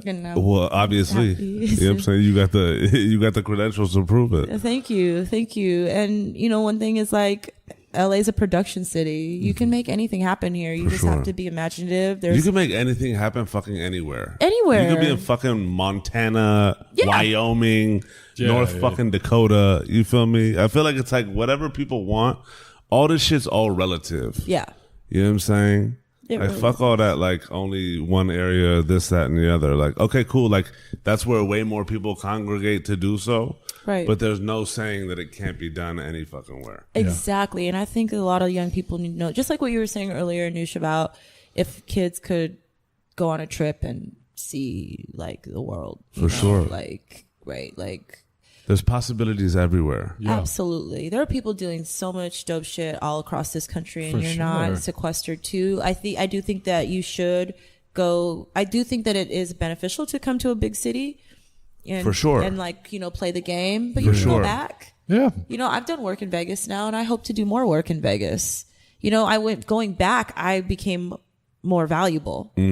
But I didn't see that at the time because I was trying to find work there and I didn't have the experience. It's crazy. Like scarcity determines value. You feel me? Like, yeah. It's a trip. Crazy. Yeah. But you have to feel. This is my thing. Like you have to feel valuable yourself. That's where I think a lot of people get it fucked up. You know what I'm saying? Like if you do not understand your value, and if you can't look at yourself in the mirror and believe that you're valuable, then how the fuck are you going to do it for anybody else? Absolutely. It's just like one of those things where like people say like, how can you love somebody else before you love yourself? Oh, RuPaul says that all the time. You know what I'm saying? Like I hear that everywhere, but it's so true. Like how can I love you if I don't love myself? Oh, it's true. And don't ever like love nobody that don't love themselves. Yeah. Like run. For real. Whoopi has a book. If somebody says you complete me, run. I shouldn't complete you. You should be complete first, and I should be complete. You know? You feel me? You're the whipped cream on my chocolate cake. What's up? But that relationship, though, you know, See, What it do? That's not some freak shit. hey, I'm gonna ask my but that's real. That relationship with yourself is real it extends to all types of relationships, For whether sure. it's with a person, whether it's your career, whatever is outward, you got to look inward first. It's real. Absolutely. That's something I'm working on now. I mean, Ben, you have to constantly work on it. Constantly. I've hit rock bottom, bounced back in the strongest way, right? But that still doesn't mean in the interim, like I've never gotten anywhere close to what that was before. But like there are also times where you're like things are super high, and then there's also times where I'm just honest with myself and being like, I've been repeating the same thing for the last month or two. Yeah. Like where's my own progress? Right. You feel me? Where's my own growth? Oh shit, I got to stop myself now. You know what I'm saying? But the one thing that I truly feel like has helped me the most is the concept of the mirror. You feel me? If the only person we had to impress was our reflection in the mirror, let that be your guide. Yeah. Because we can literally, it's kind of has something to do with like, you know, when they say like be really careful of like speaking about the things that you're thinking about doing or whatever, because you're kind of like affirming it. Yeah. There's like the other side to that affirmation, in that I could tell so many cats like, yeah, you know, I'm doing this and I'm doing that and I'm doing this and I'm doing this. If I don't believe it, but they do, like, what the fuck good is it that somebody's getting hyped off of the bullshit that I'm feeding them? Yeah. Right. You know what I'm saying? No. What benefit does it do to me? Like, oh shit, gotta buy that one. And they're like, oh shit, he's doing this and that. This dude's. But like, if you literally said that to yourself in front of a mirror, you'd be like, oh, you're lying sack of shit. What the fuck you really talking about? Like, who the fuck is anybody else but yourself? You feel me? Like, what the fuck does that matter? Like, I feel like I'm just like brutally honest to this point, because like I feel like if you love people, if you love yourself, and if you love those around you, you have to give the honest truth. It's not to say that what you're saying is right or wrong, but you have to be able to just give you to the people around you. It's so true. Like the truth may hurt, but the truth is real. Like so many people I come across, you can't give yourself to anyone else. Yeah, you truly can't. For real. Yeah. Sometimes I'm like talking to cats and like I'm just being me and just caring about them and giving them my perspective. Right. And it's just like like life-changing perspective for some cats. And I'm like, bro, like how the fuck have your closest homies not told you this shit? Yeah, exactly. How the fuck those that love you day in, day out, like we've met, we have a relationship, great energy, and we're talking like just life right now. How the fuck have those in your circle have not heard this shit? Yeah. No, or like true. told you this shit, or kept it 1 trillion with you. Like, how is this something new? It baffles me sometimes. But absolutely, that's the beauty of just like being, you know, wherever somebody is in their lives. And, you know, we all reach these points at different periods and feel, you know, like we've accomplished something or we're growing or all these different things at so many different periods in our lives. That's what makes us unique. Yeah. And that's the beauty of being a human being. One of the biggest things, I'm going on a fucking rant tangent go here. off, yeah. But one of the biggest things that I feel like in all of these pursuits of ours, and I've said this a bunch of times, right, that we tend to forget is that the one and the strongest commonality amongst all of us, I don't give a fuck what your pursuit is that we're human beings. Absolutely, yeah. And we all tend to forget the fuck out of that. Yeah. You know what I'm saying? Like, we are all human beings. We all hurt the same. We all love. We all go through life. We all have been marked by our experiences. You know what I'm saying? We all have been affected by certain things, whether it's within our control or without, like, you know, outside of it. But we're all humans. Yeah. You know what I'm saying? We all have stories. Behind every smile, there is a story. Mm-hmm. You feel me? Like, the more vulnerable and open and honest we can be with one another, the further we'll grow together. 100%. And with that too, like, and to your point, I think it's important to heal. Yeah. Facts. And give yourself that opportunity and be around people that are going to help that, like your parents. For sure. Right. Because parents are the most important, man. We go through so much trauma just as people, like, we just do. Yeah. And like, I mean, look, that you can see a therapist and go through that too. I mean, that's I encourage everyone to. Yeah, absolutely. You know, it's like seeing your doctor for your physical, you know. Yeah. Well, you should. But I think like giving yourself the opportunity to heal and accept that like you have to heal. Mm-hmm. healing is a part of all this. It's not like, all right, I'm good, and all of a sudden I love myself. Right. Even though I feel like after the month of saying it, it's great. It's amazing. But like, I think you have to be in a state of mind to heal. Yeah. And accept like that reality. Exactly. And work towards that, and be vulnerable enough to say like, I'm fucked up. Yeah. For real. Like, I'm fucked up. It was so freeing the moment I was able to be like, bro, I'm just fucking lost right now. Yeah, no, for real. I thought it'd be like, but I literally was like, freedom. You know what I'm saying? Yeah, no, for real. My dad always says it's a lot more work to lie than it is to tell the truth. It really is. For real. And you become an actor. And imagine if motherfuckers just understood that it's okay. Like, there's so many times with people that, like, I've just been open about my feelings and such. And, like, in response, I get, bro, me too. Really? Bro, me too. Here's where, like, we're all living these, like, surface. Yeah. Like, everything's great, homie. Like, everybody's all good. We're all in the house life. Oh, it's fucking incredible. Like, every day is amazing. Sometimes it's not. And that's okay. Yeah, absolutely. I mean, I feel like it's just so important to understand that there's a lot of emotionally inept and unavailable people. For sure. We're not taught emotional intelligence. No.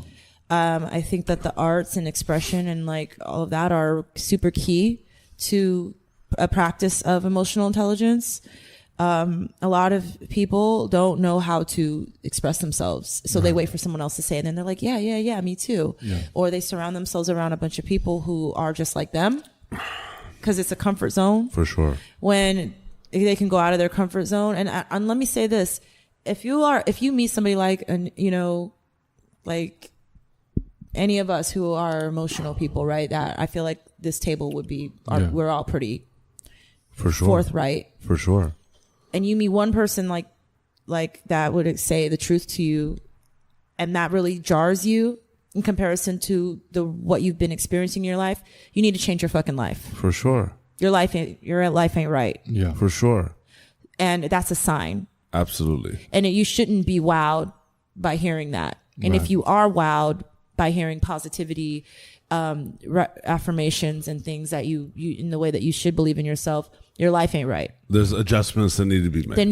Adjustments need to be made, and you need to do some work. Yeah. For sure. A lot of people don't want to do the work. For sure. You can't be lazy through this. No. You cannot. It's emotional warfare. For sure. You can't be lazy. Lazy is like, you have to cry.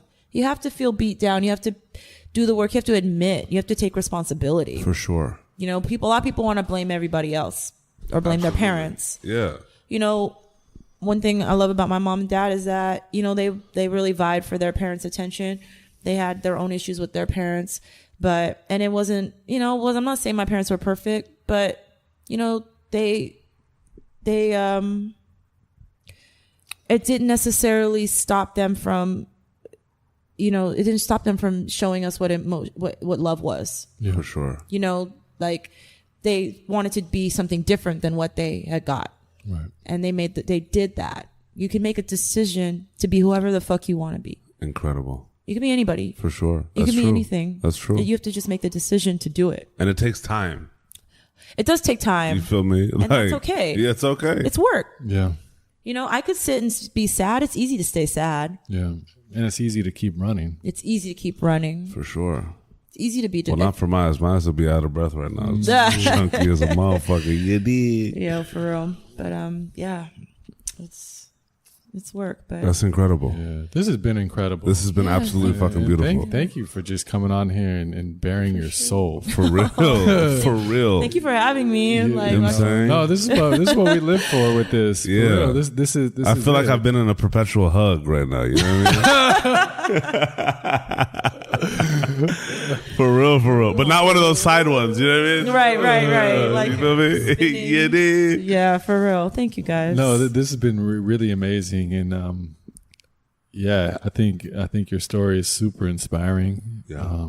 Thank you. I think it's so great to be able to talk to people like you that share this side, that are really willing to go there. For sure. And there is a very scary place. I mean, coming on here and telling your story like this versus the moment where in the MySpace days where you put up the poem, and I mean the blog days, and you're like, all right, I'm going to live on the surface all the way to coming to this point. Yeah. For sure. It's a massive arc, you know.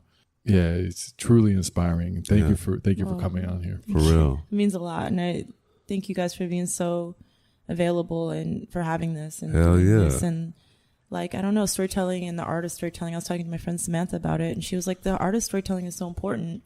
And you know, she thought what you guys were doing was really cool. And I thought about that too. Like, how many times do we flip through and see just a percentage of the story? Yeah. You know, and I'm honored that you guys gave me the platform to that you wanted to hear my story, and then I could just tell it in like as detailful as possible. And we're honored that So, thank you. you allowed us to be able to do that. You feel me? Absolutely. And I cannot wait for your continued blossoming. Oh, man. You feel me? Thank you, Like, guys. it's Can't wait to have you truly- back on. For Oh, real. man, I would love to. It's gonna be Yeah. fucking incredible. Thank you. I love that. I appreciate you. I This has been appreciate phenomenal. Yeah. Thank you. Where can people find you if they want to? Yeah, so my website is Amelian Kashiro, like AMELIAN KASHIRO. I'm like, that's my Instagram. Awesome. I don't really use Twitter. I'm like really not on Facebook, but I feel like, and you can email me off my like either. Awesome. All my emails are on there. Yeah. And like you can always come to Sisters with Invoices, which we're going to do monthly. There we go. Monthly. Sisters with Invoices. Yeah. So talking love about it. the struggle. I share my story. I shared my story Wow. last night, and I want to be vulnerable about that because if you see, I mean, I have more stories than that. Like we don't have 8 hours, you know, but like there are a lot of people that have stories like, you know, that are on the journeys For sure. in Absolutely. that space and that are unheard, and that, man, it's so dysfunctional and it's abusive. And it's crazy, and you don't know what people are going through. And I always believe in the human first. And that's what I'm trying to push is like to dissolve toxicity and put a human first mentality in the workplace and just give people tools. And like, I don't know everything, and that's why I'm starting it, because I'm curious. You know, and I find that there's a disjointedness, there's a disconnect between freelancers, there's a competitiveness. Like, I should have more stylist friends, you know? But it's, you know, like we should be friends. For sure. All of us out here, we're so connected in LA. And I think that's a problem in LA. And I want to change that. I love that. You know, that we should band together. And, sisters. And I have no doubt that you will. Thank you. For real. Thank you. Because you said it out loud. And we all know what happens when you say shit out loud. You feel me? Yeah. Let's be honest. It's real. Yeah, it's say real. it out loud. Hell yeah. Say it And proud. don't say it if you don't mean it. Hell And yeah. if you don't mean it, take it back. Because I'll be like, wait. And we got it recorded. You Yeah. feel me? In case you missed it. That's what it is. Yes. Hit rewind. Yeah, absolutely. I love that. So yeah, thank you guys. Yeah, Thank you, my thank you. dear. This has been amazing. fucking beautiful. Thank I you. appreciate you. And we out, y'all. Peace. Yeah, bye. Aw.